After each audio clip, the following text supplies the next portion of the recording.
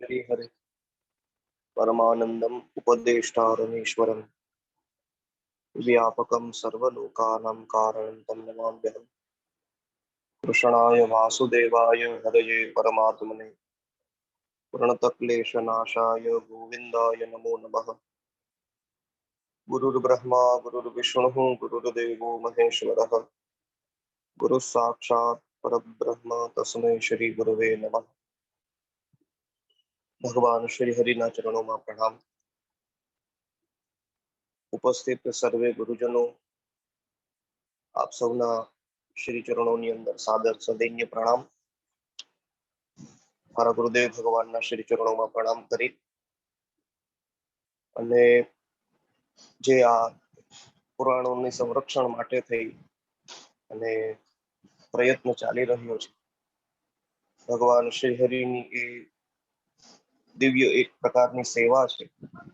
એ સેવાનો આજે મને અવસર પ્રાપ્ત થયો છે, જેની અંદર મત્સ્ય પુરાણ અંતર્ગત 241 થી લઈ અને 255 અધ્યાય સુધીમાં જે પણ ભગવત દિવ્ય લીલા કથાનું વર્ણન કરવામાં આવ્યું છે, એનું થોડું યથાશક્તિ યથામતિ હું વિવરણ કરવા જઈ રહ્યો છું।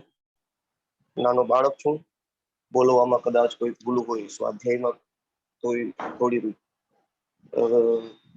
કચાશ રહી ગઈ હોય તો ગુરુજનો સર્વે માફ કરે।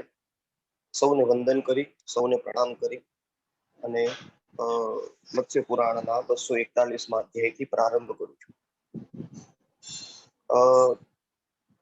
મારી પાસે જે 15 અધ્યાયો આવ્યા છે એનું વાંચન કરીને એવું લાગે છે કે કોઈ કડી બંધાયેલી હોય એવું હોઈ શકે, પણ ક્યારેક ક્યારેક સીધા અલગ અલગ પ્રકારના પ્રશ્નો પણ પૂછી લેવામાં આવે છે, એવું પણ થાય છે। જેની અંદર 241માં અધ્યાયની અંદર તમે જુઓ તો મનુ મહારાજ મત્સ્ય ભગવાનને કથા કહે છે। મત્સ્ય ભગવાન મનુ મહારાજને કથા કહે છે। મનુ મહારાજ પ્રશ્ન પૂછે છે અને મત્સ્ય ભગવાન એમના ઉત્તરો આપે છે। તો એની અંદર પ્રશ્ન કરેલો છે, બ્રૂહિ મે ત્વમ નિમિત્તાની અશુભાની શુભાની ચ સર્વધર્મ પ્રતામ શ્રેષ્ઠ ત્વમ હિ સર્વ વિદુચ્યતે। ભગવાનને પૂછવામાં આવ્યું છે મનુ મહારાજે કે હે સંપૂર્ણ ધર્મો ગુણોમાં શ્રેષ્ઠ ભગવાન, આપ સર્વજ્ઞ છો એટલા માટે થઈ અને શુભ અશુભ સૂચક જેટલા શકુનો છે એના લક્ષણોની ચર્ચા કરો। ભગવાનને પ્રાર્થના કરવામાં આવી છે કે હે પ્રભુ, આપણે પણ શાસ્ત્રોમાં પણ ઘણી વખત જોઈએ પણ છીએ, શ્રીમદ ભાગવતની અંદર પણ ક્યાંક ક્યાંક શુકનો અપશુકોની ચર્ચાઓ પણ કરવામાં આવેલી છે। તો એવા શુભ અને અશુભ શુકનો કેને કહેવાય એ ભગવાન સ્વયં મત્સ્ય રૂપે મનુ મહારાજને કહે છે। ભગવાને કીધું, શરીરના જમણા ભાગની અંદર સ્ફુરણ થાય તથા પીઠ, હૃદય અને જમણા ભાગની અંદર જે સ્ફુરણ થાય બધા શુભદાયક કહેવાય છે। આગળ જતા અધ્યાયના અંતમાં એવું કહેશે કે જે સ્ફુરણો એ જમણા ભાગના કહેવામાં આવ્યા છે એ પુરુષો માટે છે, એ જ સ્ફુરણો બહેનો માટે, સ્ત્રીઓ માટે ડાબા ભાગની અંદર શુભકારક છે અને જમણા ભાગમાં એ લોકો માટે અશુભકારક છે।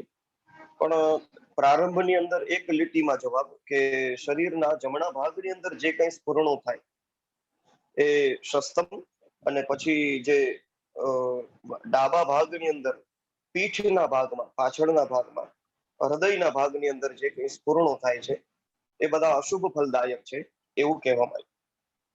મનુ મહારાજ ફરીથી એનો વિસ્તાર એને જાણવાની ઈચ્છાથી પૂછે છે કે અંગોનું સ્ફુરણ જે શુભ અશુભની સૂચના દેવા વાળું છે એ આપ મને વિસ્તાર ઉપર બતાવો અને જેને લીધે થઈ અને આ સંસાર ઉપર એનું જ્ઞાન પ્રાપ્ત થાય લોકોને। એ સમયે મત્સ્ય ભગવાન કહે છે કે હે રવિનંદન, હે મનુ મહારાજ, મસ્તકનું સ્ફુરણ થાય તો પૃથ્વીનો લાભ થાય છે, જમીન આદિનો લાભ થાય એવી ચર્ચા કરી છે। લલાટનું સ્ફુરણ થવાથી સ્થાનની વૃદ્ધિ થાય, ભંવર અને નાકના આગળના ભાગનું સ્ફુરણ થવાથી પ્રિયજનોનો સમાગમ થાય, નેત્રોનું ફડકવાથી સેવકોની અને આંખોની નજીક જો સ્ફુરણ થાય તો એનાથી ધનની પ્રાપ્તિ થાય છે। નેત્રોના મધ્ય ભાગમાં સ્ફુરણ થવાથી ઉત્કંઠા વધે છે એવો વિચક્ષણોએ અનુભવ કર્યો છે. નેત્રના પલકોનું ફડકવાથી સંગ્રામમાં ઝડપથી વિજયની પ્રાપ્તિ થાય છે. નેત્રોના અપાંગો કીકીઓનો જે નીચેનો ભાગ છે એનું સ્મરણ કરવાથી સ્ત્રી લાભની પ્રાપ્તિ થાય. કાનના ફડકવાથી પ્રિય વાર્તાનું શ્રવણ થાય છે. નાસિકા સ્ફુરણથી પ્રીતિ અને સૌખ્ય વધે છે. નીચલા હોઠના ફડકવાથી સંતાન પ્રાપ્તિ, કંઠના ફડકવાથી ભોગની પ્રાપ્તિ, બે ખંભાઓના સ્ફુરણથી ભોગની અંદર વૃદ્ધિઓ થાય છે. હાથોના ફડકવાથી મિત્ર સ્નેહની પ્રાપ્તિ થાય અને હાથના સ્ફુરણથી એટલે કે હાથના પંજાઓના સ્ફુરણથી ધનની પ્રાપ્તિ થાય. એટલે પ્રાય આપણે ગુજરાતીમાં પણ બોલતા હોઈએ છીએ કે ભાઈ આજ હાથમાં ખંજવાર આવે છે. એ સતહ એનો અર્થ થયો કે ભાઈ કઈ ધન પ્રાપ્તિ થશે. આપણે કહીએ પગની અંદર ખંજવાર આવે છે તો ઇટ મીન્સ કે તમારે ક્યાંક ને ક્યાંક યાત્રામાં જવાનું થશે. તો આવી આપણે જે અત્યારે લોકાચારમાં સહજ આપણી રૂઢિઓમાં શબ્દોનું આપણે ઉચ્ચારણ કરીએ છીએ એનું શાસ્ત્ર વિધાન અહીંયા મત્સ્ય ભગવાન વિસ્તારપૂર્વક સમજાવતા હોય એવું કહે છે. કે છે બે કુક્ષીઓના ફડકવાથી પ્રેમમાં વૃદ્ધિ થાય. સ્તનના સ્ફુરણથી સ્ત્રીને સંતાનોત્પત્તિ થઈ શકે છે. નાભીના સ્ફુરણથી જે સ્થાન હવે જેનાથી અપશુકોનો થાય છે એનું થોડું વર્ણન છે. નાભીના સ્ફુરણથી સ્થાનથી ચ્યુત થવું પડે. કોઈ પદની પ્રાપ્તિ થઈ હોય ને એવા સમયે જો નાભી સ્ફુરણ થતું હોય તો એ પદ છોડવું પડે છે એવું કીધું છે. આંતરડાના સ્ફુરણથી ધનની પ્રાપ્તિ, કમરના સંધિ ભાગના સ્ફુરણથી બલવાન શત્રુઓનું સાથે સંધિ થઈ શકે છે. એવી જ રીતના બંને જંધાઓના ફિલ્લીઓના ફડકનથી દેશના ભાગ્યનો નાશ થાય. રાજાના કોઈના જંધાનું સ્મરણ થાય તો એના કોઈ પણ પ્રકારના દેશનો ભાગનો નાશ થાય છે એવું કીધું છે. બંને પગોના સ્ફુરણથી ઉત્તમ સ્થાનની પ્રાપ્તિ થાય છે. પગના તળવાના સ્ફુરણથી લાભદાયી યાત્રા થાય. આપણે ચર્ચા કરી કે ભાઈ પગમાં ખજવાર આવે તો આપણે કહીએ છીએ કે કોઈ યાત્રા થશે. અંગ સ્ફુરણની સમાન જ બધા જે અમુક શરીરની અંદર ચિહ્નો કહેવામાં આવે છે.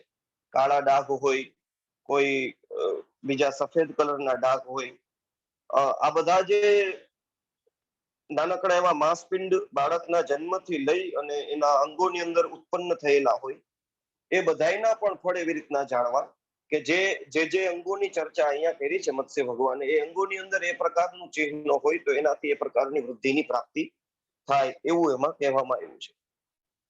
અને એ જ રીતના અપ્રશસ્તે તદાવામે તો પ્રશસ્તમ વિશેષતઃ વિપર્યેણ વિહિત સર્વ સ્ત્રીણામ ફલાદ. આ જે કઈ ચર્ચા કરી છે એ જમણા ભાગની ચર્ચા પુરુષો માટે છે અને એવી જ રીતના ડાબા ભાગની ચર્ચા એ સ્ત્રીઓ માટે કરવામાં આવી. એટલે પુરુષોને જમણા ભાગની અંદર જો આ થાય તો એનાથી એને શુભ ફળની પ્રાપ્તિ થાય અને એ જ રીતના સ્ત્રીઓને ડાબા અંગોની અંદર જો આ સ્ફુરણો થાય તો એને એનું શુભ ફળ પ્રાપ્ત થાય છે. આવી રીતના શુભ અશુભ ફળની સિદ્ધિ કથનને અતિરિક્ત અનિષ્ટ ચિહ્ન પ્રગટ હોય તો પછી અશુભ અશુભ ફળની જ્યારે પ્રાપ્તિ થાય કે ભાઈ આવા ચિહ્નો શરીરની અંદર છે અથવા તો પછી આ પ્રકારના અંગ સ્ફુરણ થાય છે, અપશુકોનું આપણને જ્યારે વાતાવરણ દેખાતું હોય તો એનો ઉપાય પણ કહેતા હોય એવી રીતના મત્સ્ય ભગવાન કહે છે અનિષ્ટ ચિહ્નોપગતે દ્વિજાનમ કાર્યમ સુવર્ણેન તો તર્પણમ સ્યા. જ્યારે આવા અનિષ્ટ ચિહ્નો ઉત્પન્ન થાય છે તો એના એ અનિષ્ટ ચિહ્નોને એ અપશુકોને દૂર કરવા માટે થઈ અને બ્રાહ્મણોને સુવર્ણનું દાન કરવું અને એનાથી એને સંતુષ્ટ કરીએ તો જે આ અપશુકોનો આવવાના છે એનાથી બચી શકાય એવો મત્સ્ય ભગવાને ઉપાય બતાવ્યો છે.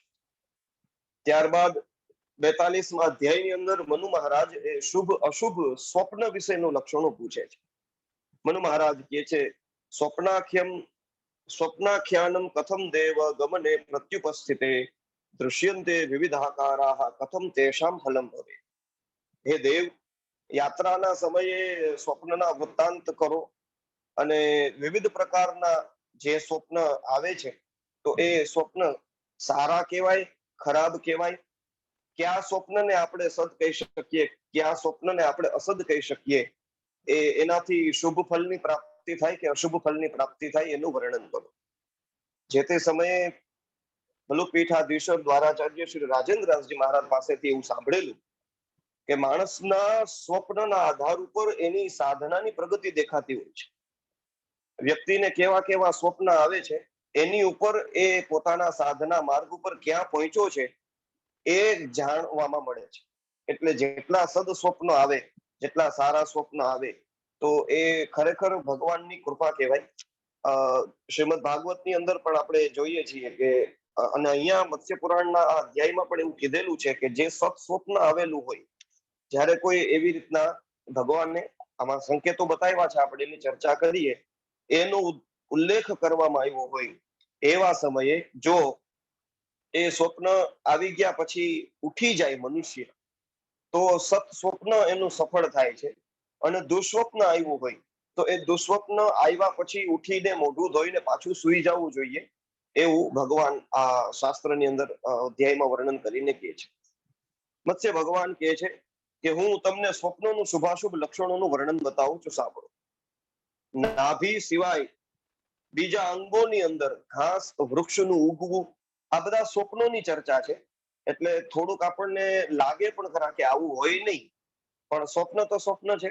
એની અંદર કોઈ દિવસ વિચાર્યું ન હોય એવા એવા અનુભવો પણ થતા હોય છે. ક્યારેક હવામાં ઉડતા હોય, ક્યારેક પાણીમાં ડૂબતા હોય, વગેરે વગેરે આપણે અનેક પ્રકારના સ્વપ્ન જોઈએ છીએ. તો અહીંયા પણ એ જ પ્રકારના સ્વપ્નોની ચર્ચા છે. પ્રાય સત્વ રજ તમ ત્રણેય ગુણોની અંદરથી મનુષ્યનું મન એ જે ગુણની અંદર અને જે વિચારની લઈને સૂતું હોય, મન એ વિચારોની અંદર પછી પોતાની ચિત્રણ ઊભું કરે અને એમ કરતા કરતા ચિત્ર વિચિત્ર અનેક પ્રકારના સ્વપ્ન એમને પ્રગટ થાય છે. નાભીથી સિવાય બીજા અંગોની અંદર ઘાસનું ઉગવું, વૃક્ષનું ઉગવું, મુંડન થવું, શરીર નગ્ન બનેલું હોય એવું દેખાવું, મલિન વસ્ત્રો ધારણ કરવા, તેલ લગાયેલું હોય શરીરની અંદર, આવી રીતના લેપ કરવો, ઉપર સ્થાનોથી નીચે પડવું, કોઈ ઝૂલા ઉપર, હિંડોળા ઉપર ચડવું, કીચડ અને લોખંડના કોઈ ટુકડાઓને ભેગા કરતો હોય, ઘોડાને કોઈ મારતો હોય, લાલ પુષ્પો વાળા વૃક્ષો દેખાય, મંડલ છે, પછી ભૂંડ છે, રીંછ છે, ગધેડા છે, ઊંટ છે, પક્ષી, માછલી, તેલ, ખીચડીનું ભોજન કરવું, નાચવું, હસવું, વિવાહ, ગાયન, વીણા, વીણાને છોડી અન્ય વાદનોનું સ્વાગત કરવું, જલની અંદર સૂતા સૂતા સ્નાન કરવું, શરીરમાં ગોબર લગાડીને જલમાં સ્નાન કરવું, આ પ્રકાર આ કીચડયુક્ત જલમાં સ્નાન કરવું, થોડા થોડા પાણીની અંદર નાહવું, માના ઉદરની અંદર પ્રવેશ કરવો, ચિતાની ઉપર ચડવું, ઇન્દ્રધ્વજનું પડવું, ચંદ્રમા અને સૂર્યમાનું પતન થવું, દિવ્ય અંતરિક્ષ અને પૃથ્વીની ઉપર અનેક પ્રકારના ઉત્પાતોનું દર્શન કરવું, દેવતા, દ્વિજાતિ, રાજા, ગુરુ આપણી ઉપર ક્રોધ કરતા હોય એવો અનુભવ કરવો, કુમારી કન્યાઓનું આલિંગન થવું, પોતાના જ શરીરનો નાશ થવો, વિરેચન, વમન, દક્ષિણ દિશાની અંદર યાત્રા થવી, અનેક પ્રકારની વ્યાધિઓથી પીડિત થવું, ફલ પુષ્પોનું હાનિ થવી, ઘરનું પડવું, ઘરની સફાઈ કરવી, પિશાચ, માંસભક્ષી જીવ, વાનર, રીંછ અને મનુષ્યોની સાથે ક્રીડા કરવી, શત્રુને પરાજિત યા એની ઓરથી કોઈ પણ પ્રકારની આપત્તિ પ્રગટ થવી, કાશાઈ વસ્ત્રને ધારણ કરવા અથવા એવા વસ્ત્રવાળી સ્ત્રીની સાથે ક્રીડા કરવી, તેલ, પાન અને એમાં સ્નાન કરવું, લાલ પુષ્પ, લાલ ચંદનને ધારણ કરવા, આના અતિરિક્ત બીજા પણ અનેક પ્રકારના દુસ્વપ્ન કહેવામાં આવ્યા છે. આને જોયા બાદ કહેવાય છે કે દૂસરે સે કહ દેના તથા પુનઃ સો જાના કલ્યાણકાર. દુસ્વપ્ન જોયા હોય તો એ દુસ્વપ્નને જ્યારે આપણે બીજાની સામે કહી દઈએ છીએ, અથવા તો ફરીથી એ સ્વપ્નને જોઈ નિંદર ઉડી જાય ને ઉઠી જઈને પાછા સુઈ જઈએ, તો એ દુસ્વપ્ન દ્વારા આપણને કલ્યાણની પ્રાપ્તિ થાય છે. મતલબ એનું જે દુષ્ફળ છે એની પ્રાપ્તિ થતી નથી. અને વિશેષ રૂપે શ્રીમદ ભાગવતની અંદર કીધું છે કે ગજેન્દ્રએ ભગવાનની જે સ્તુતિ કરી છે એનાથી દુસ્વપ્નની શાંતિ થાય છે. આ અધ્યાયના અંતની અંદર મત્સ્ય ભગવાન પણ કહેશે કે ગજેન્દ્ર મોક્ષનો પાઠ કરવાથી પણ દુસ્વપ્નની શાંતિ થઈ શકે છે. તો આની અંદર જે દુસ્વપ્નનું વર્ણન કર્યું છે, મુખ્ય રૂપે શ્રીમદ ભાગવતના વિદ્યાર્થી સ્વાધ્યાયી છીએ એટલે સહજ જ ત્યાં શાસ્ત્રમાં દ્રષ્ટિ જાય તો જે સમયે ભગવાન મથુરાની અંદર પધાર્યા અને છેક ધનુષ ભંગ સુધીની કથા અને પછી ભગવાન પાછા પોતાના ઉપવનની અંદર રોકાવા માટે આવી જાય છે, એવા સમયે રાત્રે કંસને અલગ અલગ પ્રકારના સ્વપ્ન દેખાય છે. તો અહીંયા જે સ્વપ્નોની ચર્ચા થઈ છે પ્રાય એના જેવા જ સ્વપ્ન એને જોયા છે એ ભાગવતની અંદર આપણને એક પ્રમાણ રૂપે પ્રાપ્ત થાય છે. અને એવી જ રીતના બીજા થોડાક અપશુકોની ચર્ચા પણ ભાગવતની અંદર આવે છે. જ્યારે ભગવાન સ્વધામ પધારે છે અને અર્જુનજી ભગવાનના સંદેશો લઈ અને યુધિષ્ઠિર મહારાજ પાસે આવે છે, ત્યારે અર્જુનજી પહોંચે એ પહેલા યુધિષ્ઠિર મહારાજ અને ભીમસેન આ બંને ભાઈઓ એ આવા અપશુકોની ચર્ચા કરે છે કે જાણે એવું લાગે છે કે કંઈક અઘટિત ઘટના ઘટી ગઈ છે. તો એ પ્રમાણે આ પરિસ્થિતિઓ આ પરિસ્થિતિઓને જોઈ અને શાસ્ત્રોની અંદર આવી કથાઓને જોઈને પણ આપણે એ અનુભવ કરી શકીએ છીએ કે ભાઈ આવી રીતના એ દુસ્વપ્ન જે હોય એ ફલિત પણ થાય છે અને એનાથી બચવાના ઉપાયો, કારણ કે શાસ્ત્ર ખાલી વિધાન કરીને છૂટી નથી જતું. જેમ કે પંચમ સ્કંધમાં ભાગવતમાં આપણે જોઈએ કે ભાઈ છેલ્લે નરકોનું વર્ણન કર્યું તો નરકોનું ફલ ભોગવવું જ પડે. પાપ કર્યું હોય તો એનું પ્રાયશ્ચિત ન થાય ત્યાં સુધી ફલ ભોગવવું જ પડે. તો ખાલી નરકોનું વર્ણન કરીને મૂકી નથી દીધું, એ વર્ણન પછી તરત જ પાછળથી એનો ઉપાય પણ બતાવવામાં આવ્યો છે કે ભાઈ ભગવાનનું નામ લેવાથી કરેલા પાપોમાંથી તમે છૂટી શકો. એવી જ રીતના આપણે આગલા અધ્યાયની અંદર પણ જોઈ ગયા કે ભાઈ તમને કોઈ એવા અંગોનું સ્મરણ થતું હોય, એવા અશુભ ચિહ્નો તમારા બાળકના જન્મથી શરીરમાં દેખાતા હોય તો બ્રાહ્મણોને સુવર્ણનું દાન કરવાથી તમે એમાંથી છૂટી પણ શકો. બસ એવી જ રીતના અશુભ સ્વપ્નનું પણ છે કે અશુભ સ્વપ્નની આ જે ચર્ચા કરી એવા સ્વપ્નો આવ્યા હોય તો એ સમયે તમે બીજાને એનું વર્ણન કરી દો અથવા તો તમે સૂઈ જાઓ પાછા, તો એ દુસ્વપ્નમાંથી એ કલ્યાણકારક બને છે. મતલબ એનું ફલ પ્રાપ્ત થતું નથી. અને એવી જ રીતના જે સદ સ્વપ્ન આવ્યા હોય, કોઈ સારી રીતના એવો સ્વપ્ન આવ્યું હોય તો એ કોઈને કહેવું નહીં એવું પણ મત્સ્ય ભગવાન આગળ કહે છે. અને ક્યાં ક્યાં સારા સ્વપ્ન છે એનું વર્ણન કહે છે. જ્યારે જ્યારે આવા સ્વપ્નો આવે છે દુઃખના, તો એવા સમયે ખલી લગાવીને સ્નાન કરવું એવું કીધું છે. તલથી હવન કરવો, બ્રાહ્મણોની પૂજા કરવી, ભગવાન વાસુદેવની સ્તુતિ અથવા તો ગજેન્દ્ર મોક્ષની કથાનું શ્રવણ આદિ દુસ્વપ્નનો નાશકારક છે એવું સમજવું જોઈએ. રાત્રિના પહેલા પ્રહરમાં જે સ્વપ્ન આવે છે એ નિસંદેહ રૂપે 1 વર્ષમાં, બીજા પ્રહરમાં દેખાવામાં આવેલું સ્વપ્ન એ 6 મહિનામાં, ત્રીજા પ્રહરમાં જોવામાં આવેલું સ્વપ્ન એ 3 મહિનામાં, ચોથા પ્રહરમાં જોવાયેલું સ્વપ્ન 1 મહિનામાં ફલ આપે છે. એટલે હજી આપણે આપણા લોકાચારની સાથે જોડીએ તો આપણે કહીએ કે સવારના સમયે જે સ્વપ્ન જોયું હોય એ સ્વપ્ન આપણને ફલ આપે. પણ એ સવાર પૂરતું જ નથી. મત્સ્ય પુરાણની અંદર ભગવાન ત્યાં સુધી કહે છે કે ભાઈ બધા સ્વપ્ન પોતપોતાની રીતના ફલદાયક હોય છે. તો આવી રીતના 1 વર્ષમાં સૂર્યોદયના સમયે જે સ્વપ્ન જોવામાં આવે છે એ 10 દિવસમાં ફલીભૂત થાય છે.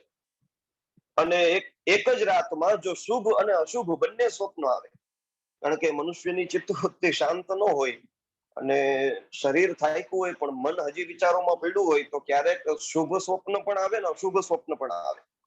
તો પછી કયું સ્વપ્ન ફલદાયક બને એના ઉત્તરની અંદર મત્સ્ય ભગવાન કહે છે કે જ્યારે આવા 2 પ્રકારના સ્વપ્ન દેખાય તો જે પાછળથી જે સ્વપ્ન આવ્યું છે એનું ફલ પ્રાપ્ત થાય એવું જાણવું જોઈએ, એવી વર્ણન કરી છે. એટલા માટે શુભ સ્વપ્નને જોઈ અને મનુષ્યએ પાછું સૂવું નહીં.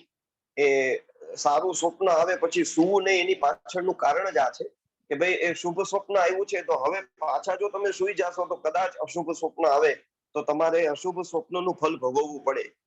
એની જગ્યાએ શુભ સ્વપ્ન આવ્યું છે તો પછી જાગી જવું જોઈએ.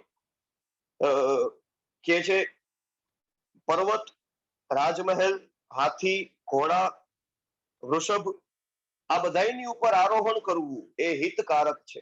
એને સારું સ્વપ્ન માનવામાં આવ્યું છે.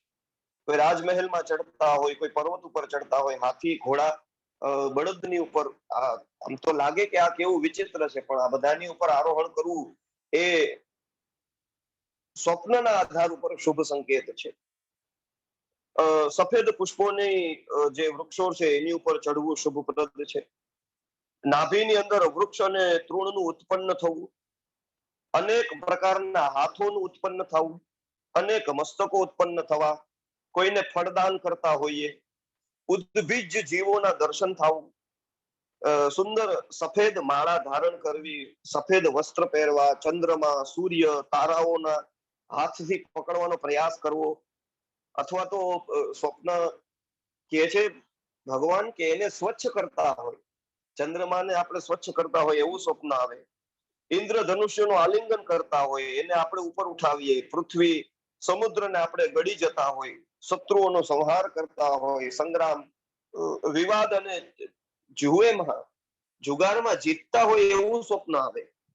કાચું માંસ, માછલી અને ખીરનું ખાવું, લોહીનું દર્શન કરવું, રક્ત દર્શન એ શુભ સ્વપ્ન માનવામાં આવ્યું છે.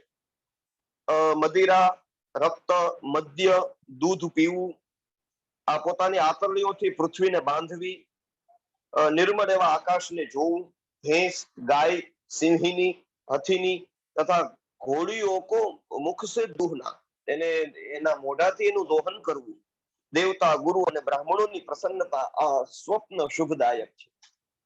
એટલે જે સ્વપ્નનું વર્ણન કરવામાં આવ્યું છે પ્રાય એની અંદર શ્વેત વર્ણની મહત્તા પ્રતિપાદિત થઈ છે. આપણે જોઈએ તો એમાં કીધું છે શ્વેત વસ્ત્ર પહેરવા, ચંદ્રમાં, સૂર્યમાનું દર્શન થવું, અથવા તો એ પ્રમાણેના સફેદ ફૂલોની માળા ધારણ કરવી. એટલે સહજ જ આપણું મન આ સત્વરજ તમ 3 ગુણોની વૃત્તિઓ ઉપર આપણું મન આકર્ષિત થાય કે ભાઈ આનો મતલબ થયો કે જેટલું મન સત્વ ગુણની અંદર હશે તો એ પ્રમાણેના સત્વ ગુણનો રંગ સફેદ છે, એટલે સહજ જ એ પ્રમાણેની આપણને સ્વપ્ન પ્રગટ થશે. એટલે વિજ્ઞાનના આધારે આપણે જોઈએ તો આપણે જે કંઈ વિચારો અધૂરા રાખી દીધા છે, અથવા તો જેની આપણને બધાની સામે પ્રત્યક્ષ ક્યારેક કોઈ વાત ઉપાડી હોય અને સમાજમાં બેઠા હોય 4-5 જણા અને આપણી વાત અધૂરી રહી જાય અને કોઈ વ્યક્તિ બીજી વાત શરૂ કરી દે, તો જે અધૂરી રહી ગયેલી વાત છે એ મન પકડીને રાખે અને સ્વપ્નની અંદર એનું દર્શન કરાવડાવે છે. તો આવી રીતના વિજ્ઞાનને અને આ શાસ્ત્રને સાથે જોડીને જો આપણે જોતા હોઈએ તો એનાથી એ એટલું સમજાય કે સત્વગુણની અંદર રહી અને સાધનાના પથ ઉપર આપણે આગળ વધતા હોય ને એવા સમયે આપણને જે કંઈ સ્વપ્ન આવે તો એ સ્વપ્ન સારા ગણવામાં આવ્યા છે. આગળ કે છે મત્સ્ય ભગવાન ગાયના શિંગડા હોય એને કોઈ ચૂનો લગાવતા હોય, ચંદ્રમાંથી જે જલ પડતું હોય એનાથી અભિષેક થાય તો એ રાજ્યપ્રદ સમજવું જોઈએ.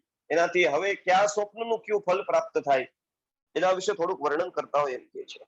રાજ્યાભિષેક, મસ્તકનું કપાવવું, મૃત્યુ, અગ્નિનું પ્રજ્વલિત હોવું, ઘરમાં આગ લાગવી, રાજ્ય ચિહ્નોની અલગ પ્રકારની પ્રાપ્તિ, વીણાનો સ્વર સંભળાઈ પડવો, જલમાં તરવું, દુર્ગમ સ્થાનોને પાર કરવા, ઘરમાં હાથીની, ઘોડી અને ગાય બચ્ચાનો જન્મ આપે એવું દર્શન કરવું, ઘોડા ઉપર સવાર થવું, રોવું, આ બધા સ્વપ્ન શુભદાયક છે એવું વર્ણન છે. સુંદરી સ્ત્રીઓની પ્રાપ્તિ, એને આલિંગન કરવું, જંજીરોના બંધનમાં બંધાઈને રહેવું, શરીરમાં મલનો લેપન થવું, જીવિત રાજાઓ અને મિત્રોના દર્શન કરવા, રાજાઓ અને નિર્મળ જલના દર્શન, આ બધું શુભ સ્વપ્ન કહેવામાં આવ્યું છે. ધર્મધારીઓમાં હે શ્રેષ્ઠ રાજા સત્યવ્રત.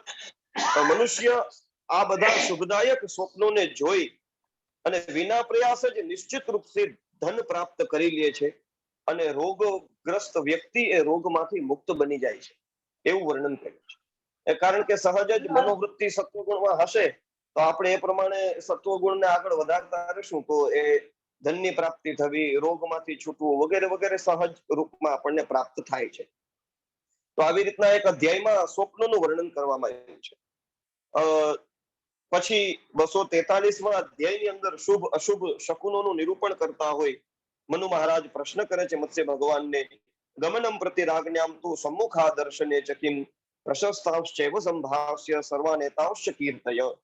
મનુ મહારાજ કહે છે, હે ભગવાન, રાજાઓના માટે યાત્રાના અવસર સમયે સમ્મુખ જોવાય અને ન જોવાય એવી કઈ કઈ વસ્તુઓ છે અને કેવી પ્રશસ્ત માનવામાં આવેલી છે, આ બધાનું વર્ણન કરો.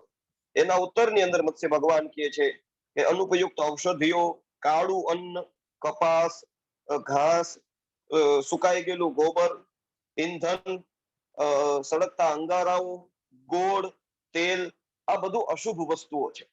યાત્રા સમયે વિશેષ રૂપે આ વસ્તુઓનું દર્શન ન થાય એનું ધ્યાન રાખવું એવું ભગવાન કહે છે.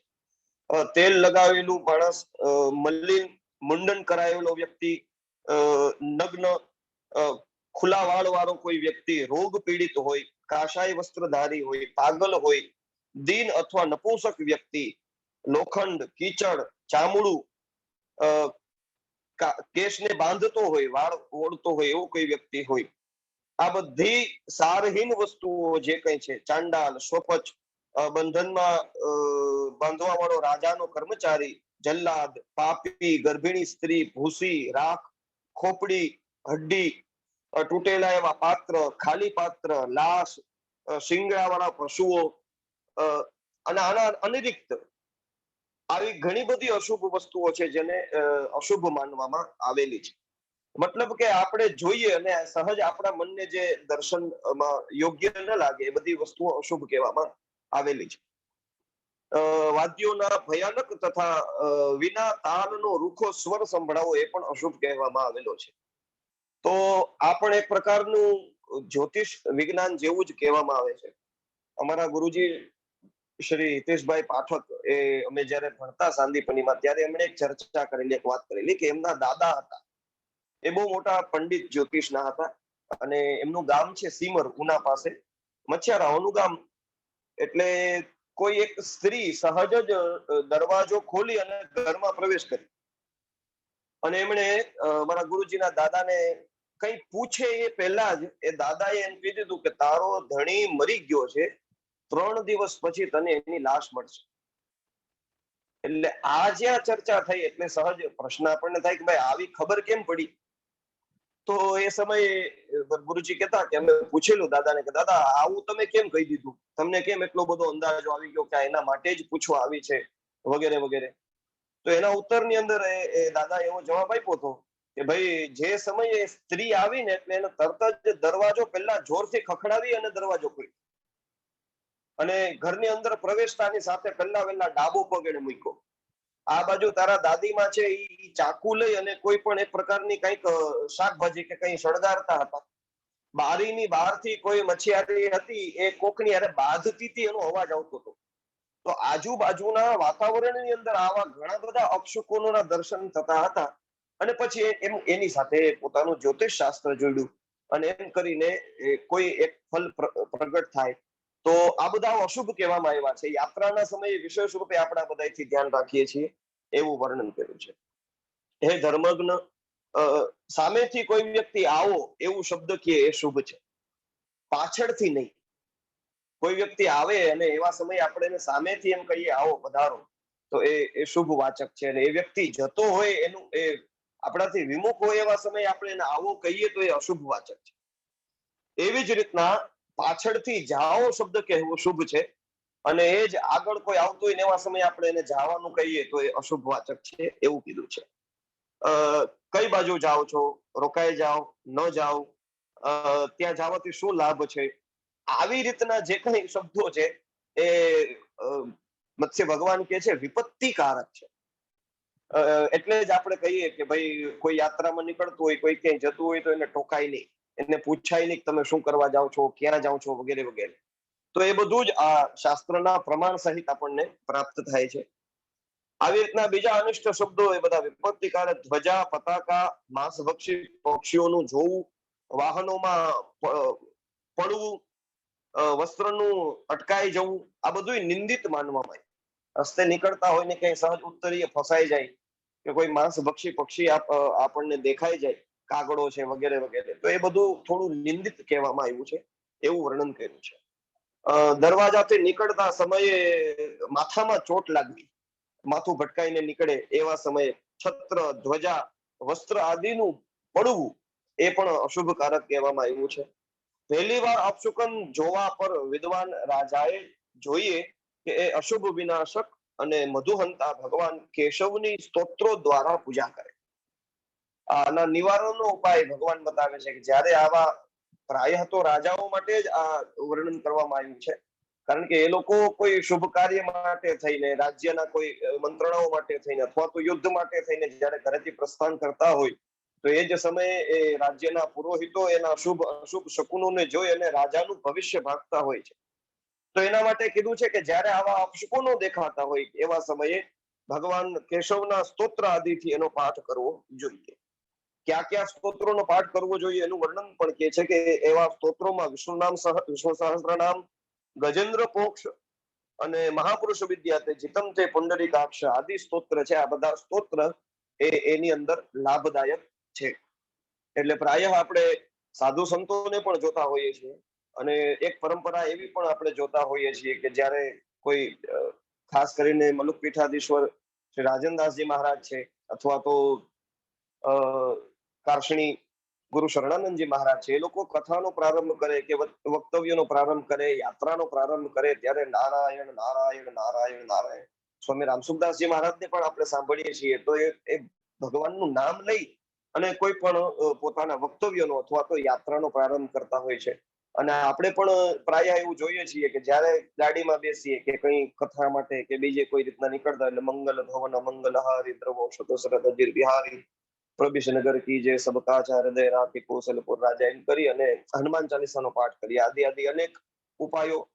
મૂળ કહેવાનો મતલબ છે કે ભગવાનનું નામ લઈ અને તમે પ્રવેશ કરો તો કોઈ પણ અપશુકન હોય એ શુકનમાં પરિવર્તિત થઈ જાય છે. એ આ તદેવ લગ્નમ સુદિનમ તદેવ તારાબલમ ચંદ્રબલમ તદેવ વિદ્યાબલમ દૈવબલમ તદેવ, એ જ વસ્તુ છે. મૂળ મુદ્દો તો એ જ છે. એટલે ત્યાં આવીને છેલ્લે આપણે સમજી જઈએ કે આ શુકન અપશુકન કહેવાય છે, આનું નિરૂપણ કરવામાં આવ્યું છે, પણ એની પાછળનો મૂળ અર્થ તો આ જ છે. તો એવી રીતના ભગવાન કેશવનું સ્તોત્ર દ્વારા પૂજા કરવી. અને જો બીજી વખત આવું અપશુકન દેખાય, એક વખત દેખાણું અને આપણે આવી રીતના કરીએ અને તો ઠીક છે, પણ બીજી વખત જો આવું અપશુકન દેખાય તો ભગવાન કહે છે કે તો પછી જે કામ કરવા માટે આપણે નીકળ્યા હોય એ પડતું મૂકીને પાછું ઘરમાં આવી જવું જોઈએ, એવી વાત કરે છે. હે નિષ્પાપ, હવે તમને શુભ સૂચક અભિષ્ટ શકુનોનું વર્ણન ભગવાન આ અશુભ શુકનોનું યાત્રા સમયનું વર્ણન કર્યું. હવે શુભ શુકનોનું વર્ણન કરતા કહે છે, શ્વેત પુષ્પ, પાણીથી ભરેલો ઘડો, જલ જંતુ પક્ષી, માંસ, માછલી, ગાય, ઘોડા, હાથી, એ એકલો બંધાયેલો હોય એવો કોઈ પશુ, બકરો, દેવતા, મિત્ર, બ્રાહ્મણ, પ્રજ્વલિત થયેલી અગ્નિ, વેશ્યા, દુર્વા, ભીનું ગાયનું છાણ, સુવર્ણ, ચાંદી, તાંબા, દરેક પ્રકારના રત્ન, ઔષધિઓ, જવ, પીળો, સરસવ, મનુષ્યને લઈ જતું હોય એવું કોઈ સુંદર વાહન, કોઈ સુંદર સિંહાસન, તલવાર, છત્ર, પતાકા, માટી, હથિયાર, દરેક પ્રકારના રાજચિહ્ન, રુદન રહિત મુર્દા, મતલબ સ્મશાન યાત્રા જતી હોય પણ કોઈ રડતું ન હોય એવી રુદન રહિત મુર્દા, ઘી, દહીં, દૂધ, વિવિધ પ્રકારના ફલ, સ્વસ્તિક, વર્ધમાન અને નંદ્યાવર્ત.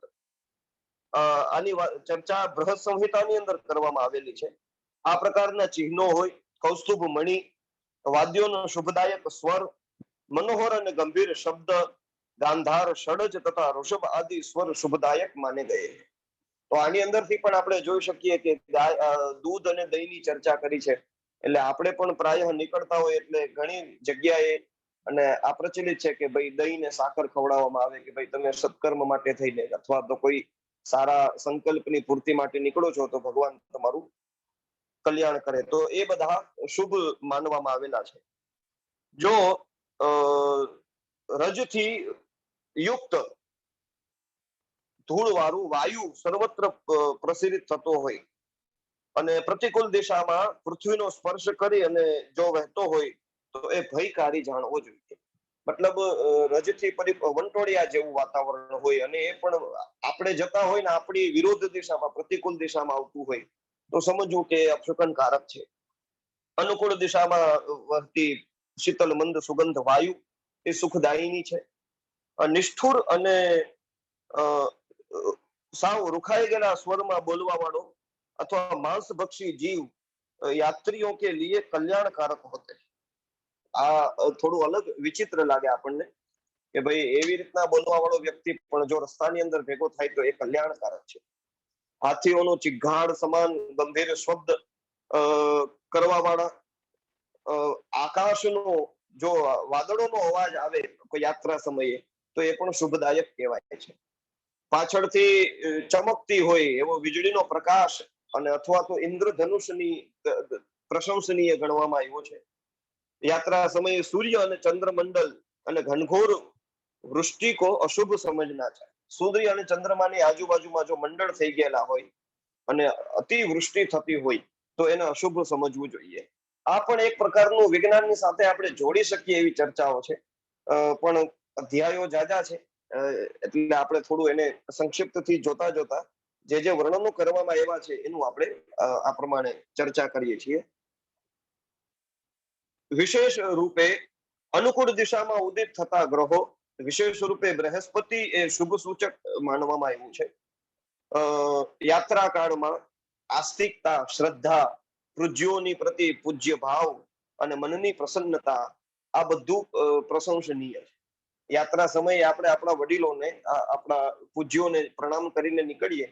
પ્રાય આપણી સનાતન ધર્મની આ પરંપરા છે જ અને આપણે એનું પાલન કરીએ જ છીએ કે ભાઈ ઘરથી બહાર નીકળીએ એવા સમય અથવા તો ઘરની અંદર પ્રવેશ કરીએ એવા સમયે આપણે ભગવાનને, વડીલોને પ્રણામ કરીને જ જતા હોઈએ છીએ. યાત્રા કાળની અંદર મનમાં સંતોષ એ વિજયનું પરમ લક્ષણ છે કે ભાઈ મનની અંદર સંતોષની પ્રાપ્તિ થાય.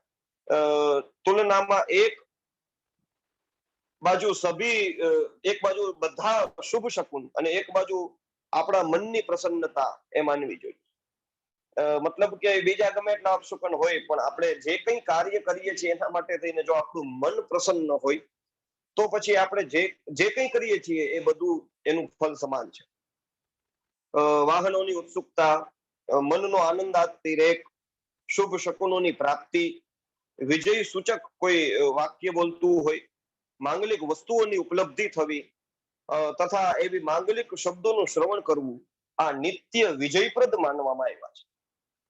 એનો એક અર્થ તો એવો જ થયો, એવો આપણે લઈ શકીએ કે કોઈ યાત્રા માટે કોઈ વ્યક્તિ નીકળતો હોય એને સહજ પ્રસન્ન હોય, મતલબ એ જે કામ કરવા નીકળો છે એને ખબર છે કે એ આ મારાથી થઈ જ જશે, એ કોન્ફિડન્ટ છે, તો પછી એને સહજ જ એનું શુભ ફળ પ્રાપ્ત થાય છે. એવું વર્ણન આ અધ્યાયની અંદર કર્યું છે. પછી 244માં અધ્યાયથી થોડીક પૌરાણિક કથાઓ પ્રારંભ થાય છે, જેની અંદર વામન ચરિત્ર છે. ભગવાને વામન તરીકે કેવી રીતના પ્રગટ થયા અને બલિરાજા પાસેથી સ્વર્ગ વગેરે કેવી રીતના લઈ લીધું એનું વર્ણન કર્યું છે. અને એની જ સાથે સાથે બીજું એ ભગવાનના વરાહ ચરિત્રનું નિરૂપણ પણ આ કથામાં છે. તો એ બંને કથાઓને આપણે જ્યારે જોઈએ તો થોડી આપણે જે પ્રસિદ્ધ કથાઓ છે એ પ્રસિદ્ધ કથાઓથી થોડીક વિભિન્ન પણ લાગે છે, પણ એ ભગવાનના મહાત્મ્યને જ પ્રગટ કરનારી છે. તો એ કથાઓનું વર્ણન કરતા કહે છે, ઋષિઓએ સૂત પુરાણીને આ કથા વિશે પ્રશ્ન કરેલો છે કે ભાઈ તમે વિસ્તારપૂર્વક રાજધર્મનું વર્ણન કર્યું છે, અદ્ભુત રીતે શુભ અશુભ સ્વપ્નોનું વર્ણન, શુભ અશુભ શુકનોનું વર્ણન કરીને નિરૂપણ કર્યું છે. હવે ફરીથી આ ભગવાન વિષ્ણુના મહાત્મ્યનું વર્ણન કરો, કારણ કે આ શુભ અશુભ શુકનોનું વર્ણન એ બધું કરીને પણ છેલ્લે જ્યાં જ્યાં ચર્ચા આવી છે ત્યાં ભગવાનના નામની મહત્તાનું પ્રતિપાદન થયું છે. ત્યાં ભગવાનની પ્રત્યેની સ્તોત્રની પૂજા, એ પાઠ કરવાથી એનું ફલ પ્રાપ્ત થાય વગેરેનું વર્ણન કર્યું છે. તો એનું એ ભગવાનના મહાત્મ્યનું, ભગવાનની એ દિવ્ય લીલાનું વર્ણન કરો. કેવી રીતના ભગવાને વામન રૂપ ધારણ કરી અને દાનવરાજ બલિને બાંધ્યો અને એ પૃથ્વીને માપવા સમયે ભગવાન કેવી રીતના વિરાટ બન્યા હતા એનું વર્ણન કરો.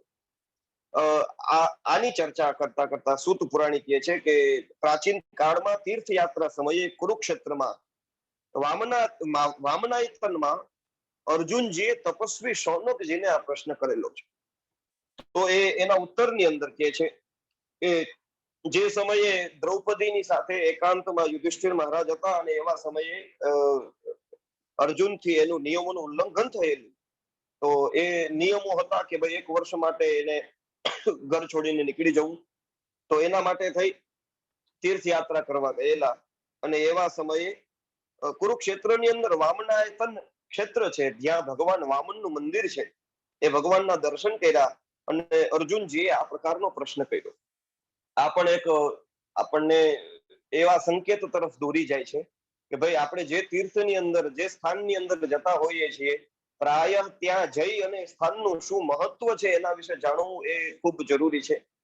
અમે હમણાં મારા ગુરુજી પૂજ્ય શ્યામભાઈની સાથે કાલ સુધી માઉન્ટ આબુ અમે એમની કથા હતી ત્યાં હતા. તો ત્યાં પણ એક હાથી ગુફા કરીને સ્થાન છે અને એ હાથી ગુફામાં અમે દર્શન કરતા કરતા ફરતા ફરતા ઉતરા તો ત્યાં એક મહાત્મા બેઠા છે અને એ મહાત્મા લગભગ 35-40 વર્ષથી એ સ્થાનમાં બિરાજે છે, એકલા રહે છે. એવું કહેતા કે ભાઈ હું જયપુરની અંદર રહેતો હતો, પણ ત્યાં પંખાનો અવાજ અને ફ્રીઝનો અવાજ અને આ બધા અવાજથી થાકી ગયો હતો, એટલે છેલ્લે હું ગુફા ગોતીને અને નાનકડું એવું દ્વાર, એમાંથી અંદર જાઉં, અંદર રઘુનાથજીની મૂર્તિ છે ને ત્યાં એની પૂજા કરે, ઉપાસના કરે વગેરે. એ જગ્યાએ ગયા ત્યારે સહજ જ એમણે, અર્બુદાંચલ કહેવાય છે આખું, અર્બુદા માતાજીનું, અંબાજીનું ત્યાં વિશાળ મંદિર છે, કાત્યાયની માની શક્તિપીઠ છે, જ્યાં માતાજીના હોઠ છે એવું કહેવામાં આવે છે. તો એ સ્થાનનું મહત્વનું વર્ણન કરતા કરતા એ છેક સ્કંદ પુરાણની કથાઓ સુધી આપણને લઈ ગયા.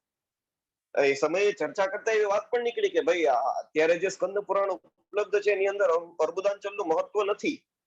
તો એમણે કીધું કે મારી પાસે આ પુસ્તક છે જેની અંદર આનું મહત્વ પ્રતિપાદિત કર્યું છે, અને એ સમયે એની પાસે હાજર નહોતું, કારણ કે એમાંથી અર્બુદાંચલનું એ જે સ્થાનમાં છે એનું જેટલું મહત્વ છે એ મહત્વને પ્રતિપાદિત કરવા માટે થઈને નાની એક પુસ્તિકાઓ છપાવે છે અને એ કોઈ એના સેવક આવ્યો હશે ને એને દીધેલી છે એની સાથે, અને લગભગ અમે અડધી પોણી કલાક ત્યાં બેઠા અને એને એ સ્થાનની મહત્તા કીધી કે ભાઈ અહીંયા વશિષ્ઠ મહારાજ આવેલા છે, આદિ અત્રિ મહારાજ પણ પધારેલા છે, દત્તાત્રેય ભગવાન પણ અહીંયા પધારેલા છે. તો જે સ્થાનની અંદર જઈએ ત્યાં સહજ જ આપણને ત્યાં કોણ છે, શું છે વગેરેની જાણવાની વૃત્તિ આપણી અંદર આવે, કારણ કે આ બધા પુરાણોને ખોલીને વાંચવાનો સમય જ્યારે ન રહેતો હોય તો તીર્થયાત્રા એ સરળ ઉપાય છે કે ત્યાં જઈ અને ભગવાનની એવી દિવ્ય લીલાઓનું આપણને સહજ દર્શન થઈ શકે. હવે ત્યાં એક જ જગ્યાએ રામજીનું મંદિર છે, નખી તળાવની એકદમ બાજુમાં રઘુનાથજીનું મંદિર છે, અને એ લગભગ એક જ મંદિર એવું છે જેમાં કેવલ શ્રી રામજી એકલા જ છે. લક્ષ્મણ નથી, સીતાજી નથી, હનુમાનજી નથી, કોઈ નહીં, કેવલ શ્રી રામજી ઉભા છે. અને સંપ્રદાયના જે સેવકો ત્યાં પૂજા કરે છે એ લોકોને પૂછવામાં આવ્યું તો એને કીધું કે આ જે રામ છે ને એ પરબ્રહ્મ રામ છે. તો પરબ્રહ્મ રામ તો એકલા જ હોય, બ્રહ્મ એકમેવા દ્વિતીય બ્રહ્મ છે, એટલા માટે અહીંયા નથી લક્ષ્મણજી, નથી સીતાજી કે નથી હનુમાનજી, એકલા રામનું ત્યાં મંદિર છે. તો આદિ સ્થાનનું મહત્વ આ અર્જુનજી આપણને થોડું સમજાવે, દેખાડે પણ છે કે આવી રીતના ત્યાં જઈ અને વામન ભગવાનને પ્રશ્ન કર્યા છે. અર્જુનજી શૌનક ભગવાનને પૂછે છે કે કયા ફળની પ્રાપ્તિ માટે થઈ અને વામન ભગવાનની પૂજા થાય છે.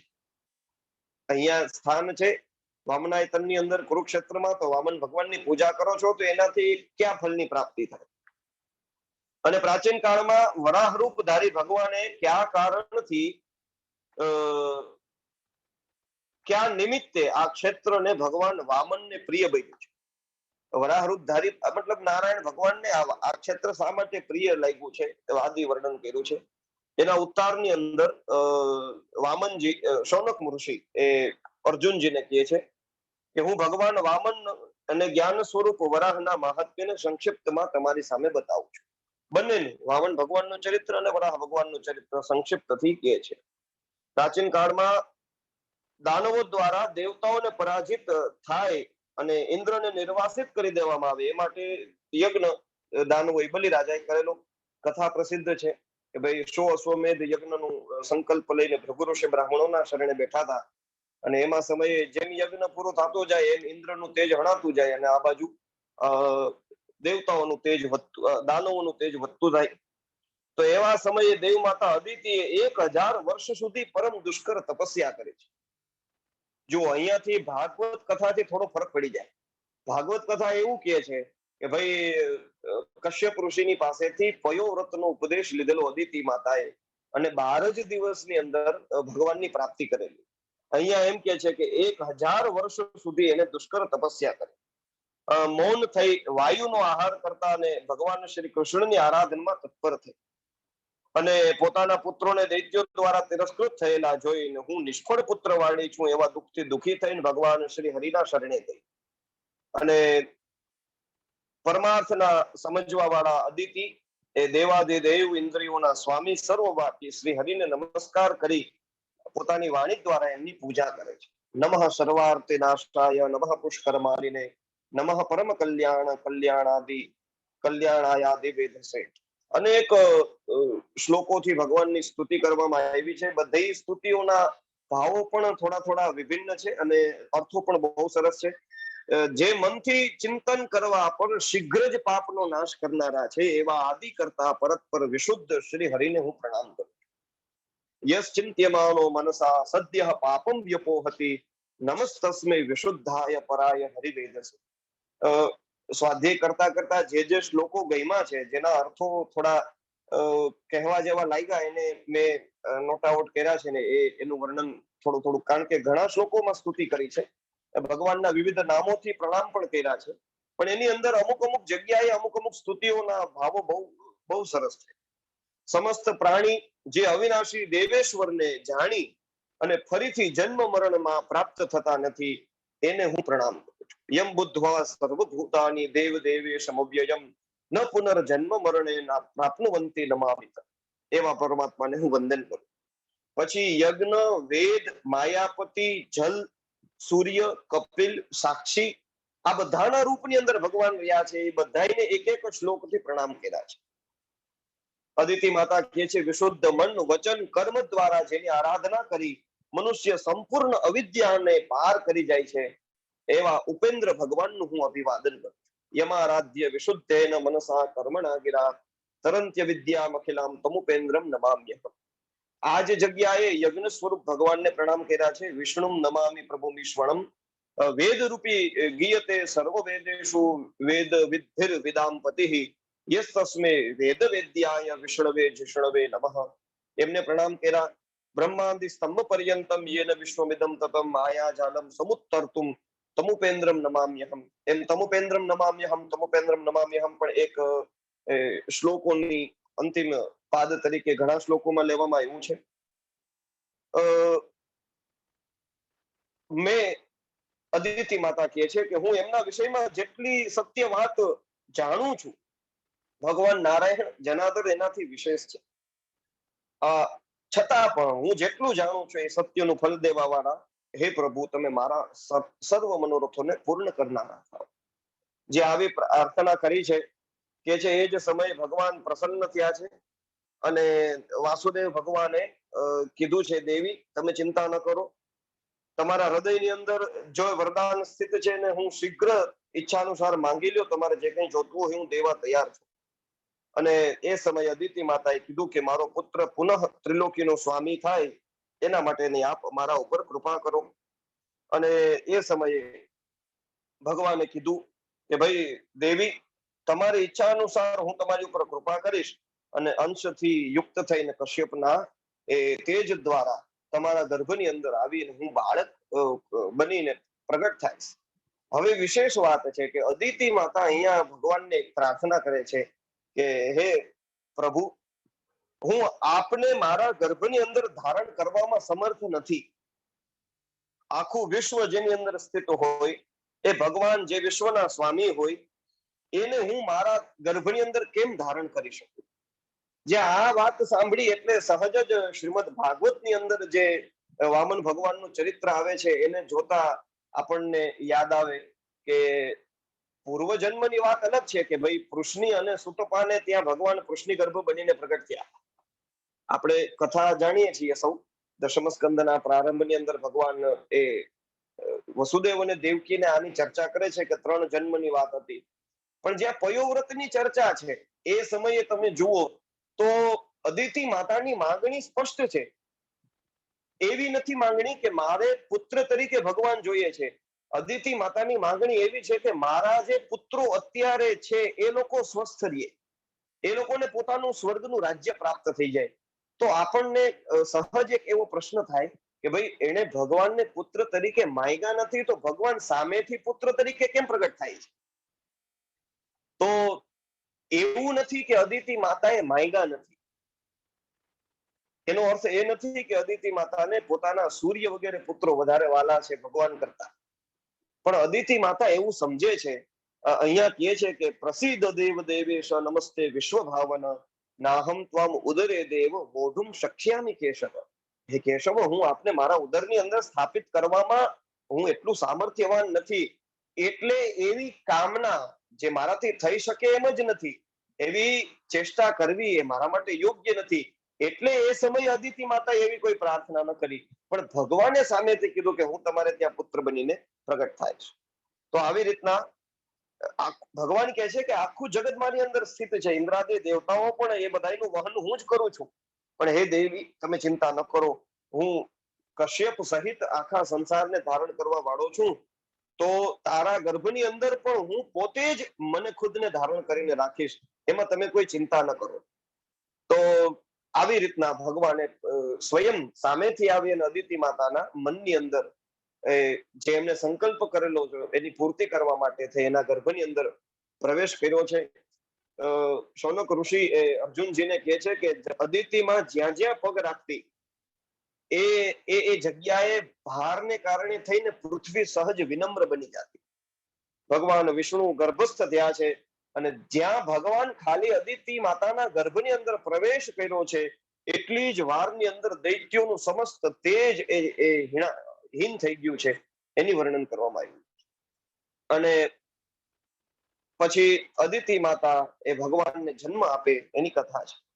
આ બાજુ બલિ મહારાજ એ વિષ્ણુ ભગવાનની નિંદા કરે છે અને એના ઉત્તરની અંદર પ્રહલાદજી એમને શ્રીહીન થવાનો શ્રાપ આપે છે, એનું વર્ણન છે. બલિ મહારાજ એ અતિ શક્તિશાળી હતા. બલિ મહારાજ જ્યારે ભગવાન વામન બની અને અદિતિ માતાના ગર્ભની અંદર આવ્યા છે એ જ સમયે બલિનું તેજ સહજ જ હીન થવા લાગ્યું.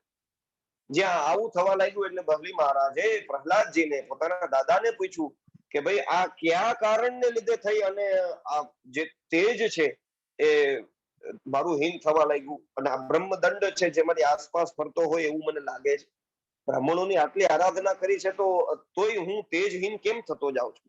એવા સમયે પ્રહલાદજીએ કીધેલું બલિ રાજાને કે રાજન, અત્યારે ભગવાન એ વામન બની અને અદિતિ માતાના ગર્ભની અંદર આવ્યા છે, અને જ્યાં ભગવાનના આવવાને કારણે થઈ અને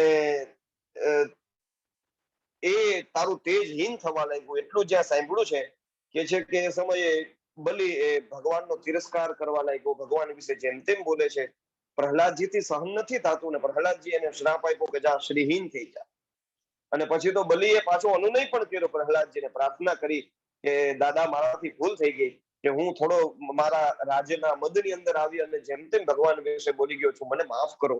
તો એવા સમયે પછી પ્રહલાદજી કૃપા કરીને કહે છે કે ભગવાન તું શ્રીહીન તો થઈ જાય પણ તું ભગવાનનો વાલો થાય, એની ચર્ચા કરે છે. પછી ભગવાન એ આવ્યા છે અદિતિ માતાના ગર્ભની અંદર, બ્રહ્માદિ દેવતાઓએ આવી અને ભગવાનની દિવ્ય સ્તુતિ કરી છે, એનું થોડું વર્ણન કરવામાં આવ્યું છે. અને એમ કરી અને પછી ભગવાન એ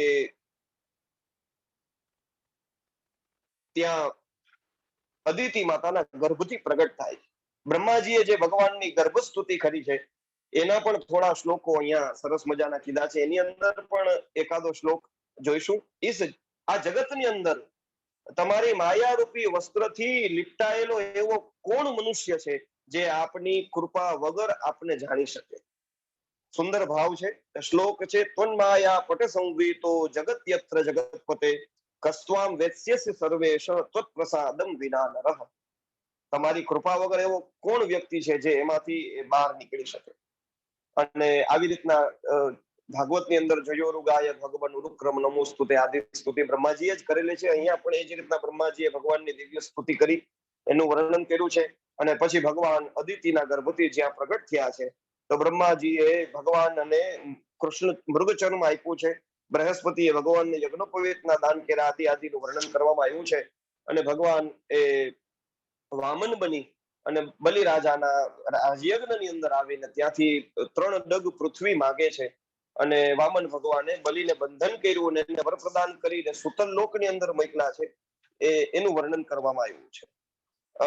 અર્જુનજીએ વારાહ અવતાર વિષયક પ્રશ્ન કર્યા એનો ઉત્તર શૌનક ભગવાન એ વર્ણન કરીને કહે છે કે ભાઈ પુરાણોમાં સંતો દ્વારા અપરિમિત તેજસ્વી ભગવાન વિષ્ણુના અવતારોનું વર્ણન અને અમારે વારાહ અવતારની વાત સાંભળી છે, પણ બુદ્ધિમાન ભગવાનના એ દિવ્ય ચરિત્ર, વિસ્તાર, કર્મ, ગુણ અને આરાધનાની વિધિને હું જાણતો નથી. અર્જુન ભગવાન એ શૌનક મુનિને પૂછે છે કે મને ખબર છે કે ભાઈ ભગવાન વારાહ બનીને પ્રગટ થયા, પણ એની સ્તુતિ કેમ કરવી વગેરે વગેરે એ જ્ઞાન મને છે નહીં, તો આપ એ મને વિસ્તારથી સમજાવો.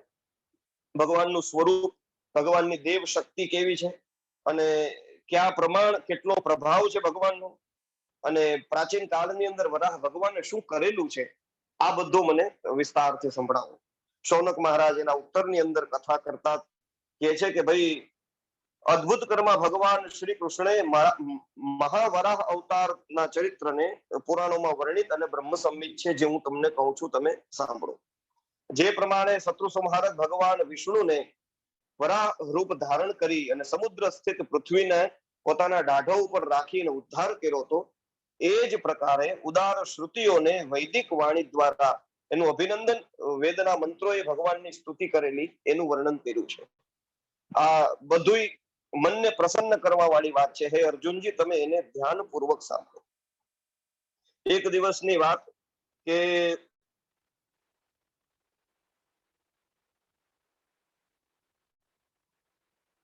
વિશ્વે દેવગણ, સાધ્યગણ, રુદ્રગણ, આદિત્યગણ, અશ્વિની કુમારો, પ્રજાપતિઓ, મહર્ષિઓ, બ્રહ્મા, આ બધાના માનસિક સંકલ્પથી સર્વપ્રથમ બધા ઉત્પન્ન થયા. સૃષ્ટિક્રમનું થોડું વર્ણન કીધું છે અને એની અંદર સંપૂર્ણ સૃષ્ટિમાંથી આખું હિરણ્યાંડ ઊભું થયું.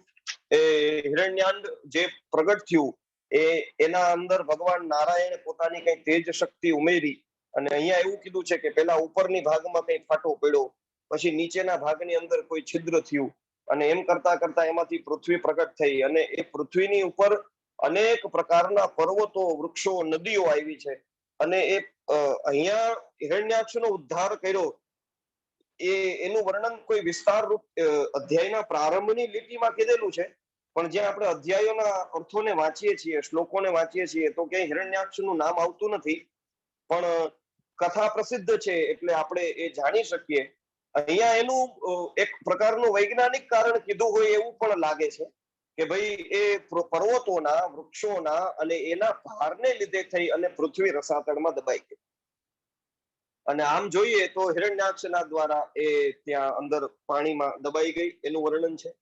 અને પૃથ્વી જ્યારે આવી રીતના પાણીમાં દબાતી હતી એવા સમયે પૃથ્વીએ સહજ જ ભગવાનની સ્તુતિ કરી. પૃથ્વીએ પોતે ભગવાનને પ્રાર્થના કરી છે કે તમે મારું કલ્યાણ કરો. ત્રિવિક્રમાય, મિત વિક્રમાય, મહાવરાહાય, સુરોત્તમાય, શ્રી શાંગ ચક્રાસી ગદાધરાય નમોસ્તુતે દેવ વર પ્રસિદ્ધ.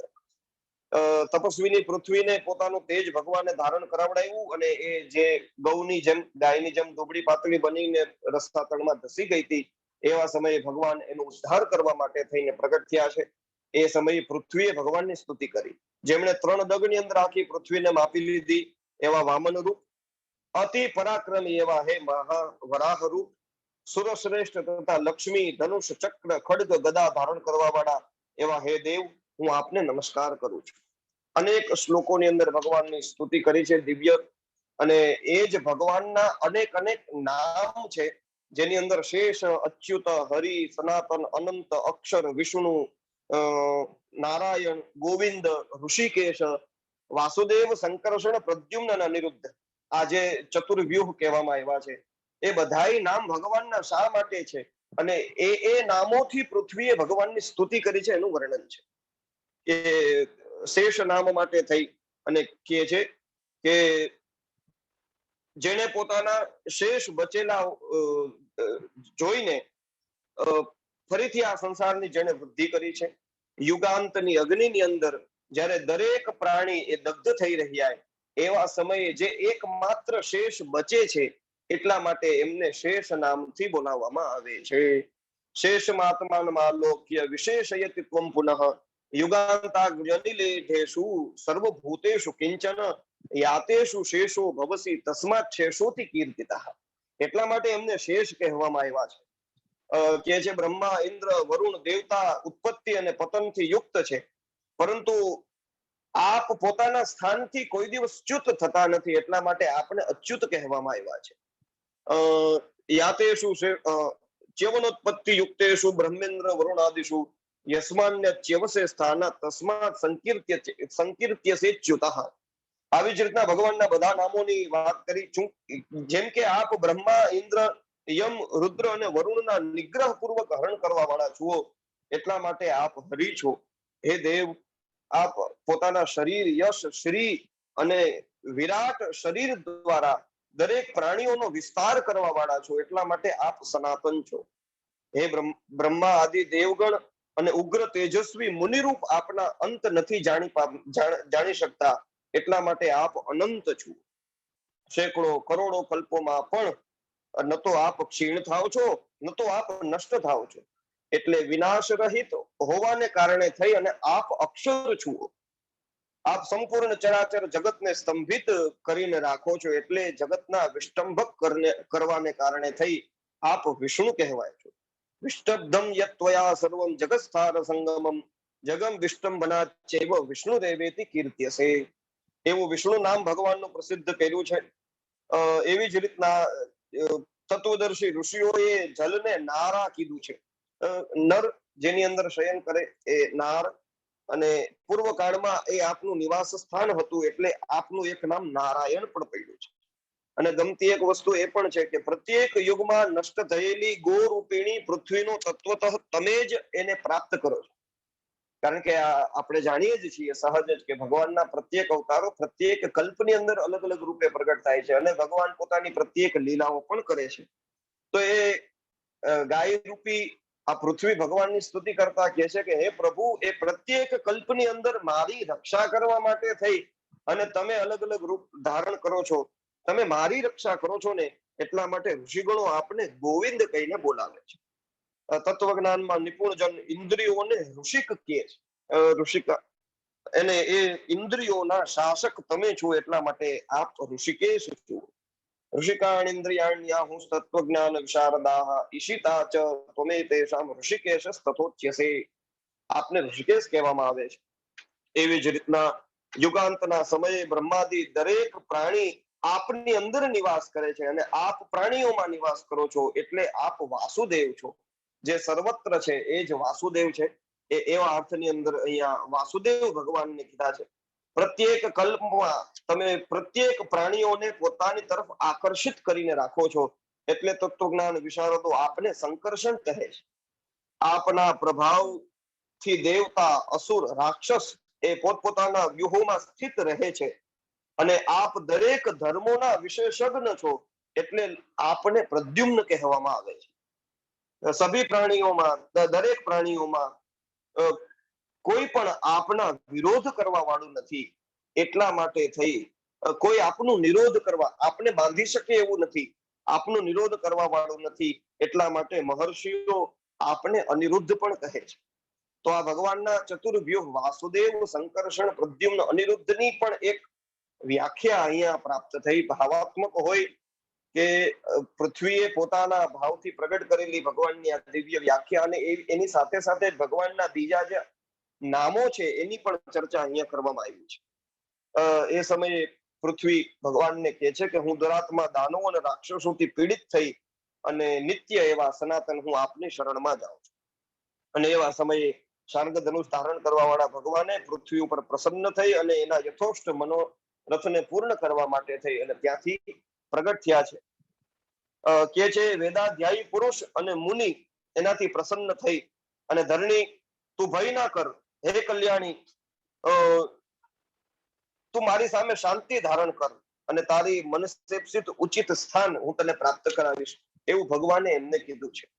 અને એમ કરી અને ભગવાન એ કેવી રીતે કયું રૂપ લઉં જેને લીધે થઈ અને હું પૃથ્વીનો ઉદ્ધાર કરી શકું.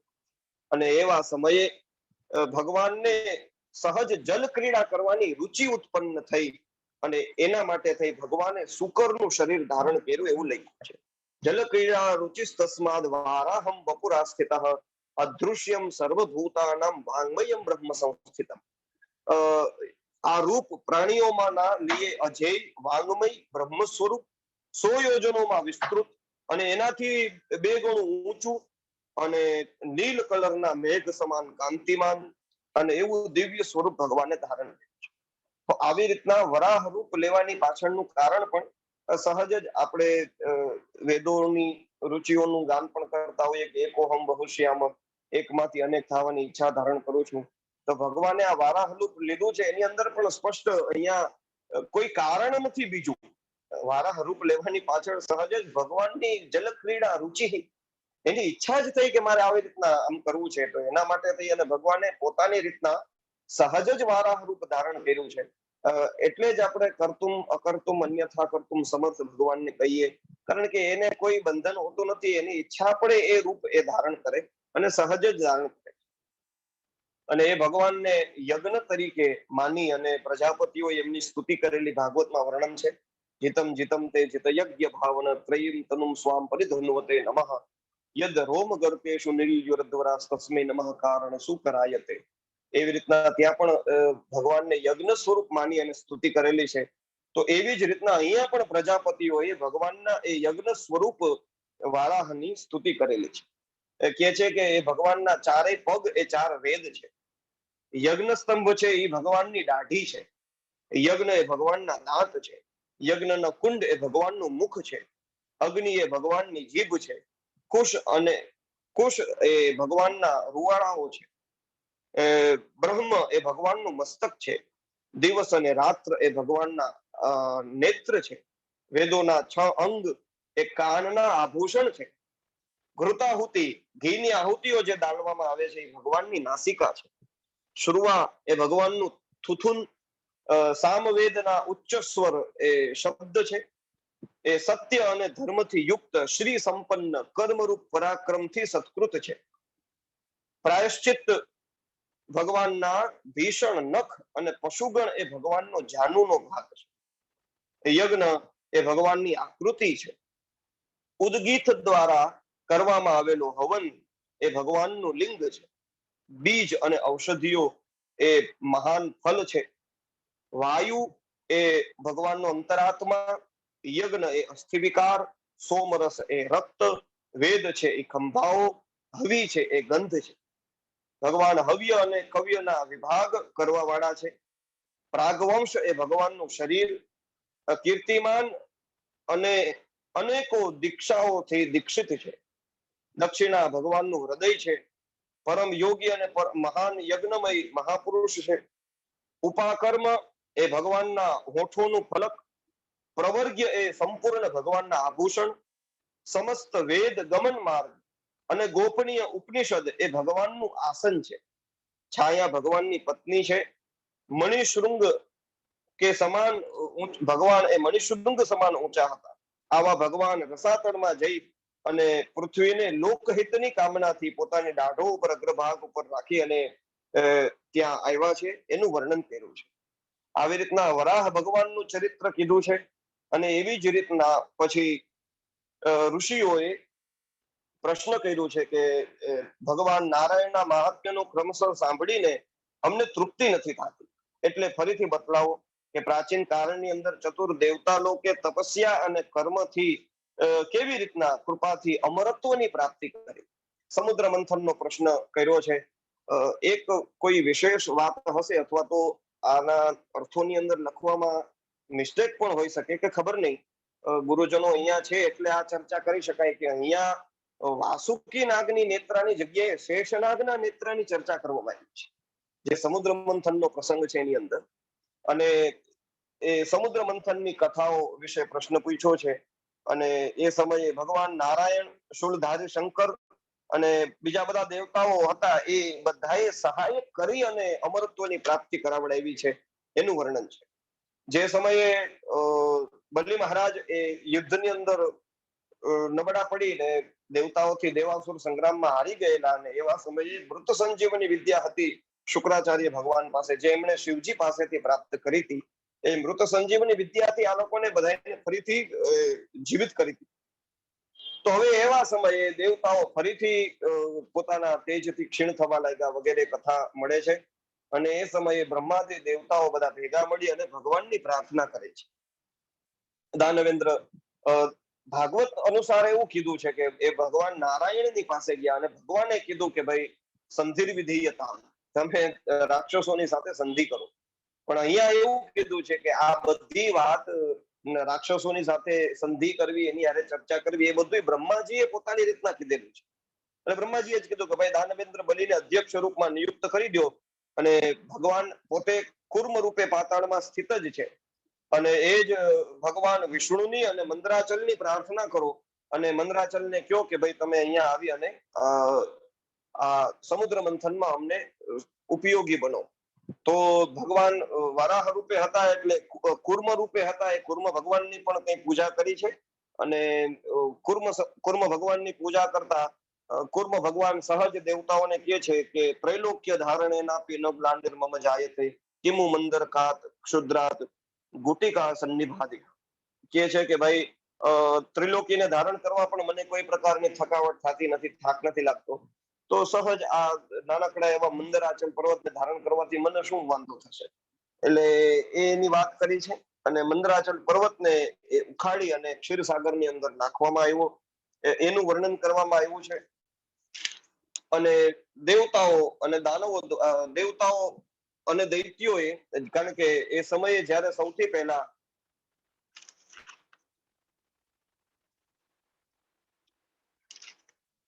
ભગવાન નારાયણને પ્રાર્થના કરી, કારણ કે એ સમયે મંદરાચલ પર્વત સ્થિર ન રહી શક્યો. અને જ્યારે પ્રાર્થના કરી છે એટલે ભગવાન પોતે એ ત્યાં પ્રગટ થયા છે અને એને મંદરાચલને પકડીને રાખ્યું, એવી વાત છે.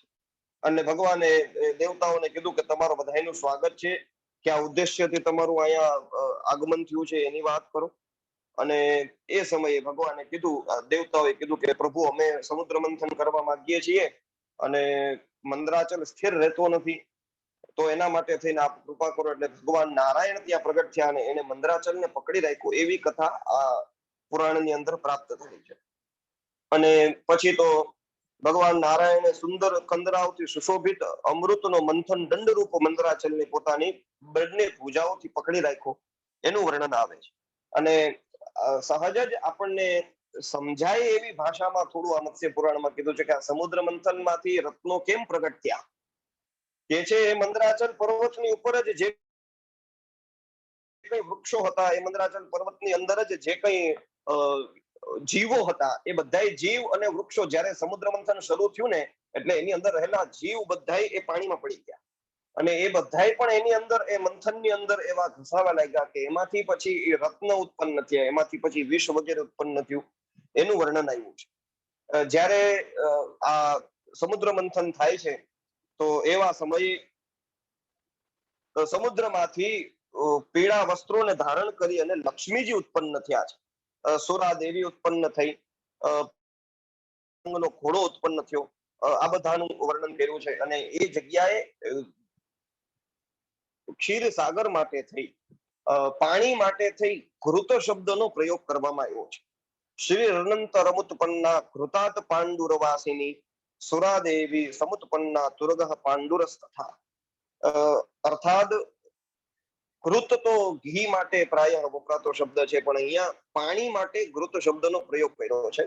તો નીચે એવું કહેવાય છે કે બહુધાતો વેદોમાં અને નિઘંટુ નિરુક્ત આદિ શાસ્ત્રોની અંદર પણ ઘૃતનો જલ એવો અર્થ લેવામાં આવ્યો છે. તો અહીંયા પણ વિશેષ રૂપે એ ઘૃતથી પ્રગટ થયાનો અર્થ લક્ષ્મીજી એ જલથી પ્રગટ થયા એવો અર્થ લેવો જોઈએ, એવી પણ એક થોડી વાત આમાં મળે છે.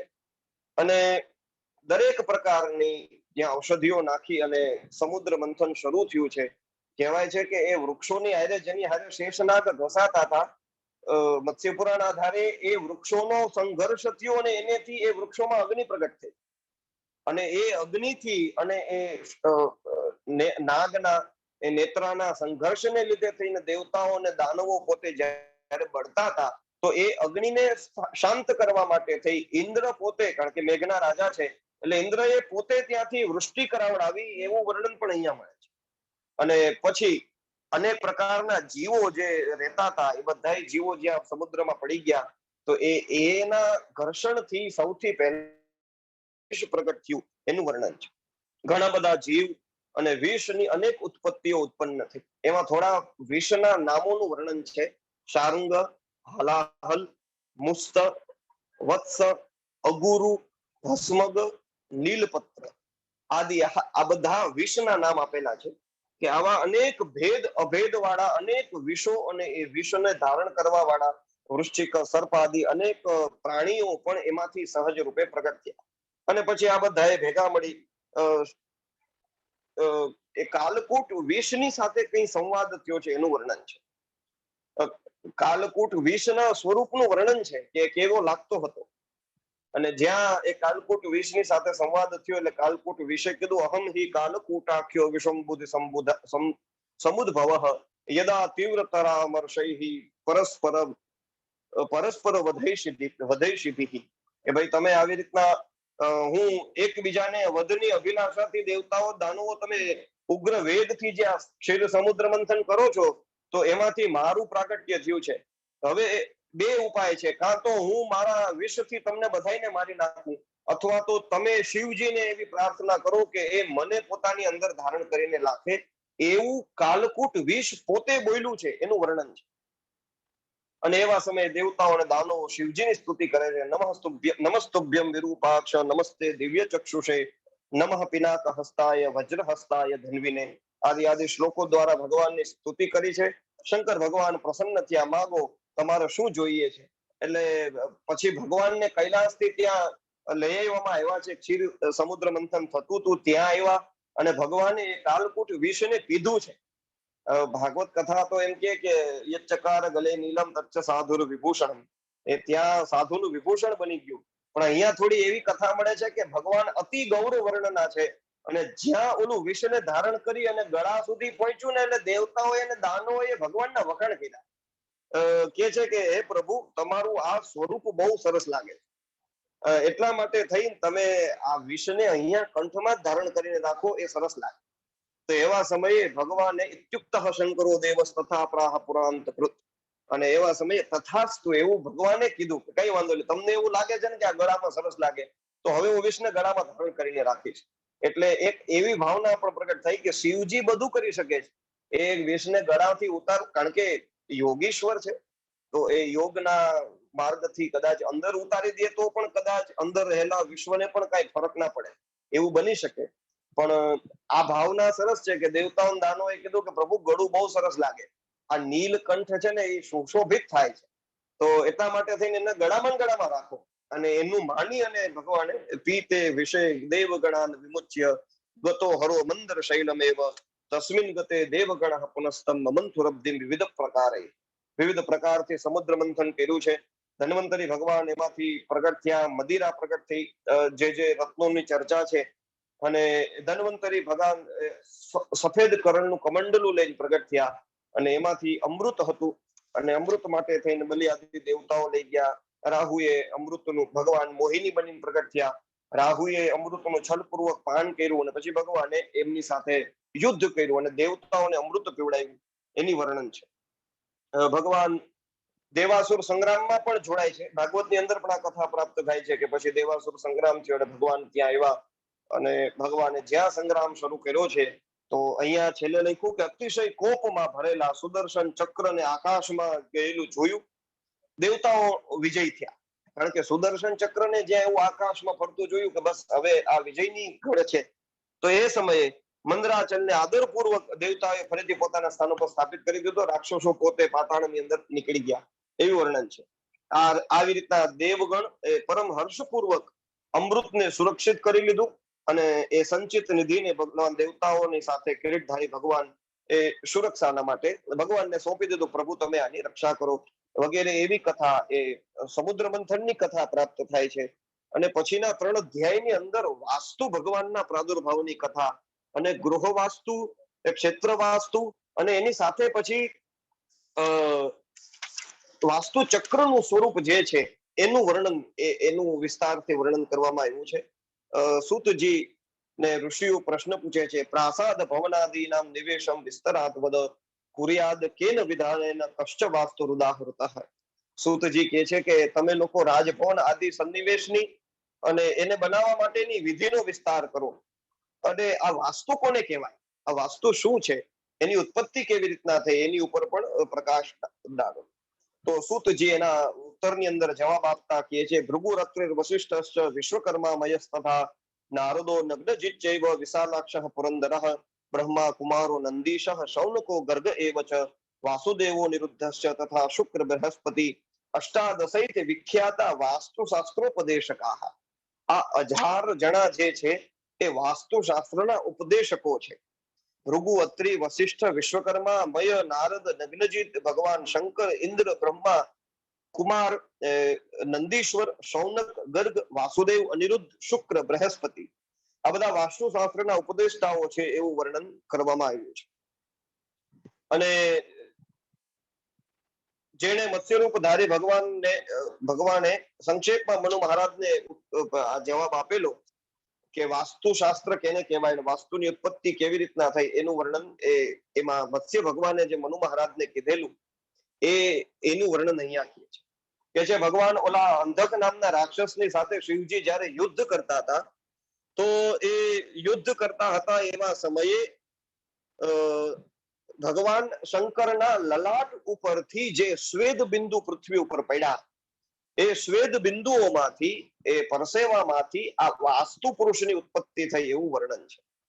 અને એ દિવસે ને દિવસે વિસ્તાર પામવા માંડ્યો, મોટો થવા લાગ્યો. ભગવાનની દિવ્ય સ્તુતિ તપસ્યા કરી છે. તપસ્યાના આધારે વાસ્તુએ ભગવાનને એવી પ્રાર્થના કરી કે હે પ્રભુ, એવું થાય કે હું 3 લોકોને ગ્રસિત કરી લઉં, 3 લોકોને હું ખાઈ જાઉં, એવી આપ મને આશીર્વાદ આપો. અને જ્યાં આવી પ્રાર્થના કરી શિવજીને, એટલે કીધું જા તને આશીર્વાદ શિવજી પાસે તો માંગો એ મળે, એવા આશીર્વાદ આપી દીધા. અને પછી જ્યાં 3 લોકને ખાવા જાય છે એવા સમયે ભયભીત થયેલા દેવતાઓ, બ્રહ્મા, શિવ, દાનવ, દૈત્ય, રાક્ષસો સહિત એ બધાએ પોતાની શક્તિ ભેગી કરી અને વાસ્તુને સ્તંભિત કરી દીધો, એને રોકી દીધો. અને આ એટલા માટે થઈ, અને એ જે સમયે જ્યાં આક્રાંત કરીને રાખ્યો હતો એ ત્યાં જ હજી નિવાસ કરે છે. આ પ્રમાણે દેવતાઓના નિવાસ, દેવતાઓ કે નિવાસ કરને કે કારણ વહ વાસ્તુ નામ સે વિખ્યાત હુઆ. દેવતાઓ એને બાંધીને રાખી દીધો એટલે એને વાસ્તુ કહેવામાં આવે છે એવું વર્ણન આમાં કરવામાં આવ્યું છે. અને જ્યારે અવરુદ્ધ કરી જ દીધો, રોકી જ દીધો, તો પછી દેવતાઓ પાસે એને પ્રાર્થના પણ કરી છે કે ભાઈ મને કંઈક ને કંઈક હવે મારું ભોજન ચાલે, મારું અન્ન ચાલે, એના માટેની કઈ વ્યવસ્થા કરી આપો. એટલે દેવતાઓએ કીધું છે કે વાસ્તુના પ્રસંગમાં અને વૈશ્વદેવના અંતમાં જે બલિ દેવામાં આવે છે એ બલિથી એ તમારો આહાર હશે. વાસ્તુ શાંતિના માટે જે યજ્ઞ થાય એ પણ તમારા આહાર રૂપમાં છે. યજ્ઞોત્સવમાં જ્યારે વાસ્તુને બલિ દેવામાં આવે છે એ પણ એક યજ્ઞનો અંતે બલિદાનની અંદર એ પણ તમારો આહાર રૂપ છે. અને વાસ્તુ પૂજા ન કરવા વાલે ભી તમારે આહાર રહેંગે, એવું કીધું છે. જે વાસ્તુ પૂજા નથી કરતા એ જે કંઈ પણ ખાશે કે જે કંઈ પણ કરશે એ તમારા આહાર રૂપ છે એવું માનવામાં આવશે. અજ્ઞાનથી કરે ગયેલો જે કઈ યજ્ઞ છે એનાથી પણ તમારી સંતૃષ્ટિ થશે એવું વર્ણન કરવામાં આવ્યું છે. અને એવું કહેવાથી વાસ્તુ નામક પ્રાણી પ્રસન્ન થયા અને એના માટે થઈને શાંતિ માટે વાસ્તુ યજ્ઞનું પ્રવર્તન શરૂ થયું. વાસ્તુ શા માટે કરવું જોઈએ એનું વિધાન, અને એ ન કરીએ તો એનું ફળ શું પ્રાપ્ત થાય એવું આની અંદર વર્ણન થયું. અને પછી વાસ્તુ ચક્રનું વર્ણન કરવામાં આવ્યું છે કે કેને કહેવાય, અને વાસ્તુ ચક્રના વર્ણનની સાથે કયા મુહૂર્તની અંદર કયા કયા વાસ્તુના વિધાનો હોય છે, નિયમો હોય છે એનું વર્ણન. જે મુહૂર્ત ચિંતામણીની અંદર સહજ આપણને યોગો, નક્ષત્રો આદિનું વર્ણન કર્યું છે એવું વર્ણન આની અંદર કરવામાં આવ્યું છે. બ્રાહ્મણ, ક્ષત્રિય, વૈશ્ય, શૂદ્ર એ લોકો માટે અલગ અલગ પ્રકારની ભૂમિઓ, બ્રાહ્મણ, ક્ષત્રિય, વૈશ્ય, શૂદ્ર એ લોકો માટેની અલગ અલગ સ્થાનોની મહત્તા, એ લોકો માટેના અલગ અલગ મહિનાઓનું વર્ણન કયા મહિનાની અંદર વાસ્તુ કરવાથી, કયા મહિનાની અંદર ગૃહ પ્રવેશ વગેરે કરવાથી શું શું ફળ મળે એનું વર્ણન કરવામાં આવ્યું છે.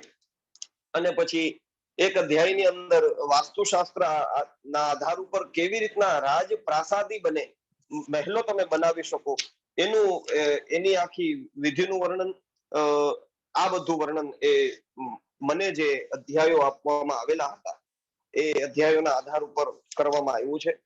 અને એવી રીતના વાસ્તુનું પ્રકરણ એ હજી શરૂ જ રહેશે. આગળ 256 થી પણ એ વાસ્તુ પ્રકરણના આધાર ઉપર કેવી રીતના ગૃહ નિર્માણ વિધિ થાય એનું વર્ણન કરવામાં આવ્યું છે. વાસ્તુ માટે થઈ અને કઈ કઈ વસ્તુ ઘરમાં રાખી શકાય, કઈ કઈ વસ્તુ ઘરની બહાર કાઢવી જોઈએ વગેરે વગેરેનું વર્ણન આમાં કર્યું છે. કે છે પૂર્ણાંગ, અશોક, મૌલસીરી, શમી, તિલક, ચંપા, અનાર, પીપળ, દાખ, અર્જુન, જંબીર, સુપારી, કટહલ, કેતકી, માલતી, કમળ, ચમેલી, મલ્લિકા, નારિયેળ, કેળા, પાટલ આ વૃક્ષો થી સુશોભિત ઘર એ લક્ષ્મીનું વિસ્તાર કરનારું બને છે. આદિ આદિ અનેક વસ્તુઓનું આ વાસ્તુના પ્રકરણ નિમિત્તે 3-4 અધ્યાયોની અંદર વર્ણન છે. અને આગળ પણ આ ગૃહ વાસ્તુનું નિર્માણ અને એના માટે થઈને કઈ કઈ તૈયારીઓ કરવી એનું વિધાન આપવામાં આવ્યું છે. તો મને જે પ્રમાણે જે અધ્યાયોનું કહેવામાં આવેલું હતું એ પ્રમાણેની મારા દ્વારા થતી જે કઈ સેવાઓ છે 241 થી લઈને 255 સુધીના 15 અધ્યાયોની એ આ વાંગ્મય સેવા ગુરુજનોના શ્રી ચરણોમાં પ્રણામ નિવેદન સાથે સદૈન્ય ભાવ રૂપે ભગવાન શ્રી હરિના ચરણોમાં હું સમર્પિત કરું છું. અને જે પ્રમાણેનો સ્વાધ્યાય થઈ શક્યો, જે પ્રમાણેની મારી મતિ મને આ બોલવા માટે થઈ અને પ્રેરિત કરી એ પ્રમાણે મારા ગુરુદેવ, મારા ગુરુજનો અને આપ સૌના શ્રી ચરણોમાં પ્રણામ કરી આપ સૌને સાદર જય શ્રી કૃષ્ણ, સૌને પ્રણામ. ખૂબ ખૂબ ધન્યવાદ આદરણીય હર્ષિતભાઈ. આપે સમય મધ્ય મર્યાદામાં ખૂબ સુંદર મજાનું આ 15 અધ્યાયને ન્યાય આપવાનું કર્મ કર્યું છે. પૂજ્ય ગુરુજીની ઉપસ્થિતિ છે, ગુરુજીને જો અનુકૂળતા હોય ને થોડા આશીર્વચન પધરાવે તો કૃપા રહેશે. પૂજ્ય ગુરુદેવ.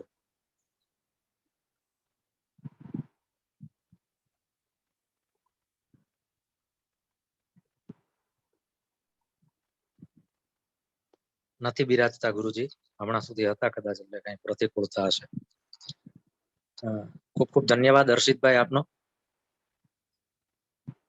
ખૂબ સુંદર રીતે સ્વપ્ન શાસ્ત્ર થી લઈ અને વાસ્તુશાસ્ત્ર સુધીના 15 અધ્યાયની આપે યાત્રા કરાવી અને મત્સ્ય પુરાણના આ 15 અધ્યાયને આપે ખૂબ સુંદર ન્યાય આપ્યો છે, એ આનંદની વાત છે. આગામી મહિને 22, 23 અને 24 3 દિવસ દરમિયાન મત્સ્ય પુરાણની પ્રત્યક્ષ શિબિર થવાની છે, જેમાં ડોક્ટર નરેન્દ્ર કુમાર પંડ્યાજી પૂજ્ય ગુરુજી એક પ્રથમ વક્તા તરીકે, ત્યારબાદ મુંબઈથી ગૌતમભાઈ શાસ્ત્રીજી દ્વિતીય વક્તા તરીકે અને આદરણીય શ્રી પૂજ્ય શ્રી નિર્વિકલ્પ સ્વરૂપજી પૂજ્ય શ્રી શંકરાચાર્ય મહારાજના અંતેવાસી શિષ્ય છે એવા તૃતીય વક્તા તરીકે આપણને મત્સ્ય પુરાણની આ સંપૂર્ણ યાત્રા કરાવવાના છે. આપણે મત્સ્ય પુરાણનું ત્યાં સંપૂર્ણ સ્વાધ્યાય કરીએ પહેલા અહીંયાથી આપણે થોડુંક વિહંગાવલોકન કે સિંહાવલોકન કરીને જઈએ.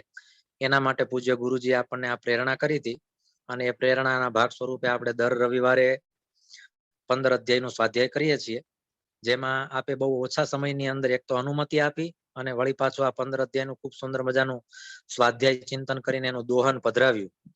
એટલે હર્ષિતભાઈ, પુરાણ પ્રજ્ઞા પ્રતિષ્ઠાન એ આપનું ઋણી છે અને આપને પુનઃ એક વખત ત્યાં મે મહિનામાં મત્સ્ય પુરાણની શિબિરમાં પધારવા માટે પણ નિમંત્રણ આપે છે. આના માધ્યમથી પુરાણની અને વાંગ્મયની સેવા થતી રહે અને આપ પુરાણના અભ્યાસુ છો. આદરણીય શ્યામભાઈ પણ સમયે સમયે કૃપા કરતા હોય છે અને પધારતા હોય છે અનુકૂળતા પ્રમાણે. તો આપને પણ જો બીજી કોઈ વ્યસ્તતા ના હોય અને એ સમય દરમિયાન પધારશો તો આનંદ થશે. અને આપના ધ્યાનમાં પણ ફરી પાછા આવા બીજા કોઈ વિદ્વાનો કે જે ખૂબ સુંદર મજાનું પુરાણનું સ્વાધ્યાય કરી પુરાણનું દોહન પધરાવતા હોય એના માટે પણ આપ અમને પ્રેરણા માર્ગદર્શન આપતા રહેજો. તો આપણે આ માધ્યમથી સતત જોડાયેલા રહીએ અને ભગવાન વેદવ્યાસજીની જે પુરાણ સેવા છે એ પુરાણ સેવાનું આપણે એ બાને સ્વાધ્યાય કરીએ, કારણ કે આપે વચ્ચે વ્યાખ્યાનમાં એક વાત એ પધરાવી કે તમે અને આપણે ભાગવત વિદ્યાપીઠને આ બધી સંસ્થા એવી છે કે જ્યાં વિશેષ રૂપે શ્રીમદ ભાગવત મહાપુરાણનું જ સ્વાધ્યાય થાય છે. એટલે આપણે તો હરીફરીને પાછો એ જ ખીલો સૂંઘવા જવાનો હોય અને એ આપણા માટે કલ્પતરુ છે. તો અન્ય પુરાણની જ્યાં પણ ચર્ચા કરશું, પણ સંદર્ભ આપવા માટે ક્યાંય જવું પડશે તો આપણે જગતગુરુ શ્રીમદ વલ્લભાચાર્યજીએ જેમ કહ્યું છે કે વેદાહ શ્રી કૃષ્ણ વાક્યાની બ્રહ્મસૂત્રાણી ચૈવહી સમાધિ ભાષા વ્યાસસ્ય પ્રમાણમ તત્ચતુષ્ટયમ. તો આ 4 ગ્રંથોનું પ્રમાણ એ વિદ્વાનોએ સ્વીકૃત કરેલું છે. પૂજ્ય જગતગુરુ શ્રીમદ વલ્લભાચાર્યજી એને પ્રસૃત કર્યું છે અને એનું અનુમોદન કર્યું છે. તો આપણે શ્રીમદ ભાગવતનું સમયે સમયે પ્રમાણ આપીએ એ આપણા સ્વાધ્યાયને દ્રઢ કરે છે. અને બીજા બધા પુરાણો છે એ કોઈક ને કોઈક રીતે શ્રીમદ ભાગવતનું ઉપબૃંહણ જ છે, એવું કહેવામાં પણ કોઈ અતિશયોક્તિ નથી. અને અન્ય પુરાણોની ભાષા આપણે જોઈએ અને શ્રીમદ ભાગવત મહાપુરાણની ભાષા જોઈએ તો પણ આપણને ખ્યાલ આવે છે. આમ તો પુરાણની 3 પ્રકારની ભાષા છે. વ્યાવહારિક ભાષા છે, મતાંતરિતા ભાષા છે અને સમાધિ ભાષા છે. તેમાં શ્રીમદ ભાગવત મહાપુરાણની ભાષા તો આપણે જોઈ શકીએ છીએ સ્વાધ્યાય કરતા હોય એટલા માટે કે બીજા બધા પુરાણો કરતા એની વિલક્ષણ ભાષા છે. અને એટલા માટે જ વિદ્યાવતામ ભાગવતે પરીક્ષા પણ કહ્યું અને જ્ઞાનમ ભાગવતાવધિ એમ પણ કહ્યું. તો જ્ઞાનનો સીમાડો એ શ્રીમદ ભાગવત છે. એટલે આપણે હરીફરીને શ્રીમદ ભાગવતનું સંદર્ભ આપવાનું કર્મ કરીએ એ ખોટું નથી. આપણું એ સ્વાધ્યાય વધારે પુષ્ટ થતું હોય છે. અને આજે આપણે ખૂબ સારી રીતના 15 અધ્યાયને ન્યાય આપ્યો છે. બહુ ઓછા સમયની અંદર આવડું આપણું સત્ર પુરાણ પ્રજ્ઞા પ્રતિષ્ઠાનમની YouTube ચેનલ ઉપર પણ મુકાશે. અહીંયા જે લોકો આ પુરાણનું શ્રવણ કરવા માટે જોડાયા છે એ બધા પણ પુરાણ રસિક લોકો છે, પુરાણના ભાવુક લોકો છે. એમના માટે પણ આપણે કૃતજ્ઞતા વ્યક્ત કરીએ છીએ. અને વળી પાછા આપણે આવતા રવિવારે આવી જ રીતના રાતના 8:30 થી 10 એક નવા વક્તા સાથે 256 થી લઈ અને 270 સુધીના અધ્યાયોનું આપણે સ્વાધ્યાય કરશું. હર્ષિતભાઈ, આપને પુનઃ નિવેદન છે કે સમયે સમયે આપ આવી રીતના જો અનુકૂળતા હોય અને રવિવારના સત્રમાં જોડાશો તો પણ આનંદ થશે. પુરાણ પ્રજ્ઞા પ્રતિષ્ઠાનમની યાત્રામાં જોડાશો તો પણ આનંદ થશે. અને આજનું આપનું વક્તૃત્વ સાંભળ્યા પછી એમ લાગે છે કે ભગવાન વેદવ્યાસજી કૃપા કરે અને આગળ એખાદા પુરાણની અંદર જ્યારે આવી રીતના એની શિબિર થાય ત્યારે આપ વક્તા તરીકે અનુમતિ આપશો તો પુરાણ પ્રજ્ઞા પ્રતિષ્ઠાનમને રાજેશભાઈને અમને સૌને આનંદ થશે. અમે આપની અનુકૂળતા લઈને આપનો સમય લઈ અને પછી નક્કી કરીશું આગામી આયોજન જે હશે એ. પણ આપ આવી રીતના આ વિદ્યા વ્યાસંગ કરવા માટે જોડાયેલા રહો અને વિવિધ પુરાણોની યાત્રામાં એક પથિક અમારા સંગી અને સહવાસી બનેલા રહો એવી પરમાત્માના ચરણે પ્રાર્થના કરી પુનઃ આપનો ધન્યવાદ વ્યક્ત કરી અહીંયા જોડાયેલા તમામ શ્રોતાજનોનો ધન્યવાદ વ્યક્ત કરી અને ભગવાન વેદવ્યાસજીને પ્રણામ કરી પૂર્ણતા મંત્ર સાથે આપણે આજના આ સત્રને વિરામ આપીએ છીએ.